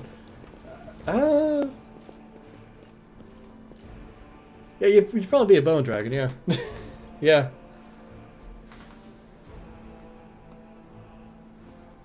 Oh, there is a dragon type that eats undead. I know that. I forget what it's called though. God, my party got messed up. Oh man, once the party gets a rest, that'll be for the best. We almost leveled up though. We're halfway. But I am unfortunately gonna have to cut it here. That's gonna be it for me for today. I am gonna play this game again on Friday, but on Wednesday it will be Scarlet Nexus, if anybody knows that game.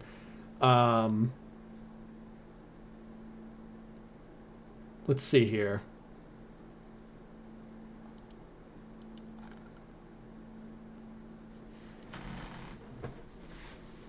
So yeah, that's gonna be it for me for today. I'm gonna see you guys again on yep. Like I gotta get going. Or you're talking about the other dragon. Actually, let me look that up really quickly. I know the it's in the PFSRD. I know that. Let's see here. Dragon. Domains. True Dragon. Here we go.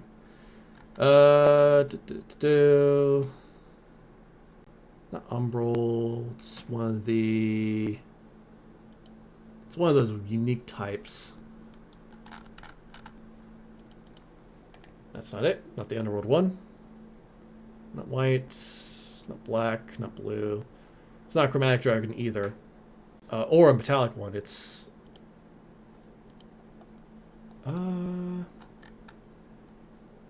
Yeah, here it is. It's the Umbral Dragon. Umbral Dragons are probably the ones that you want. Yeah, right? So the Umbral Dragon is a unique one. It's cruel and sadistic. Umbral Dragons prefer the taste of undead flesh or ghostly ectoplasm, yet never turn down opportunities to consume living flesh. They have a breath weapon that does negative energy damage, but it does not heal undead creatures.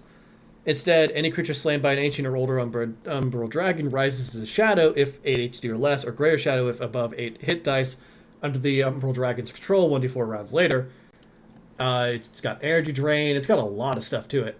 But it is like mainly focused on eating the undead. Oh, they would definitely be at each other's throats. It'll be hilarious. But yeah, that's going to be it for me for today. I'm going to be back on Wednesday playing Scarlet Nexus, and then Friday we're going to be playing this game again. That'll be a longer session, unless anything else comes up. But that's going to be it for me for today. Hope everybody has been enjoying these. I'll see you all next time.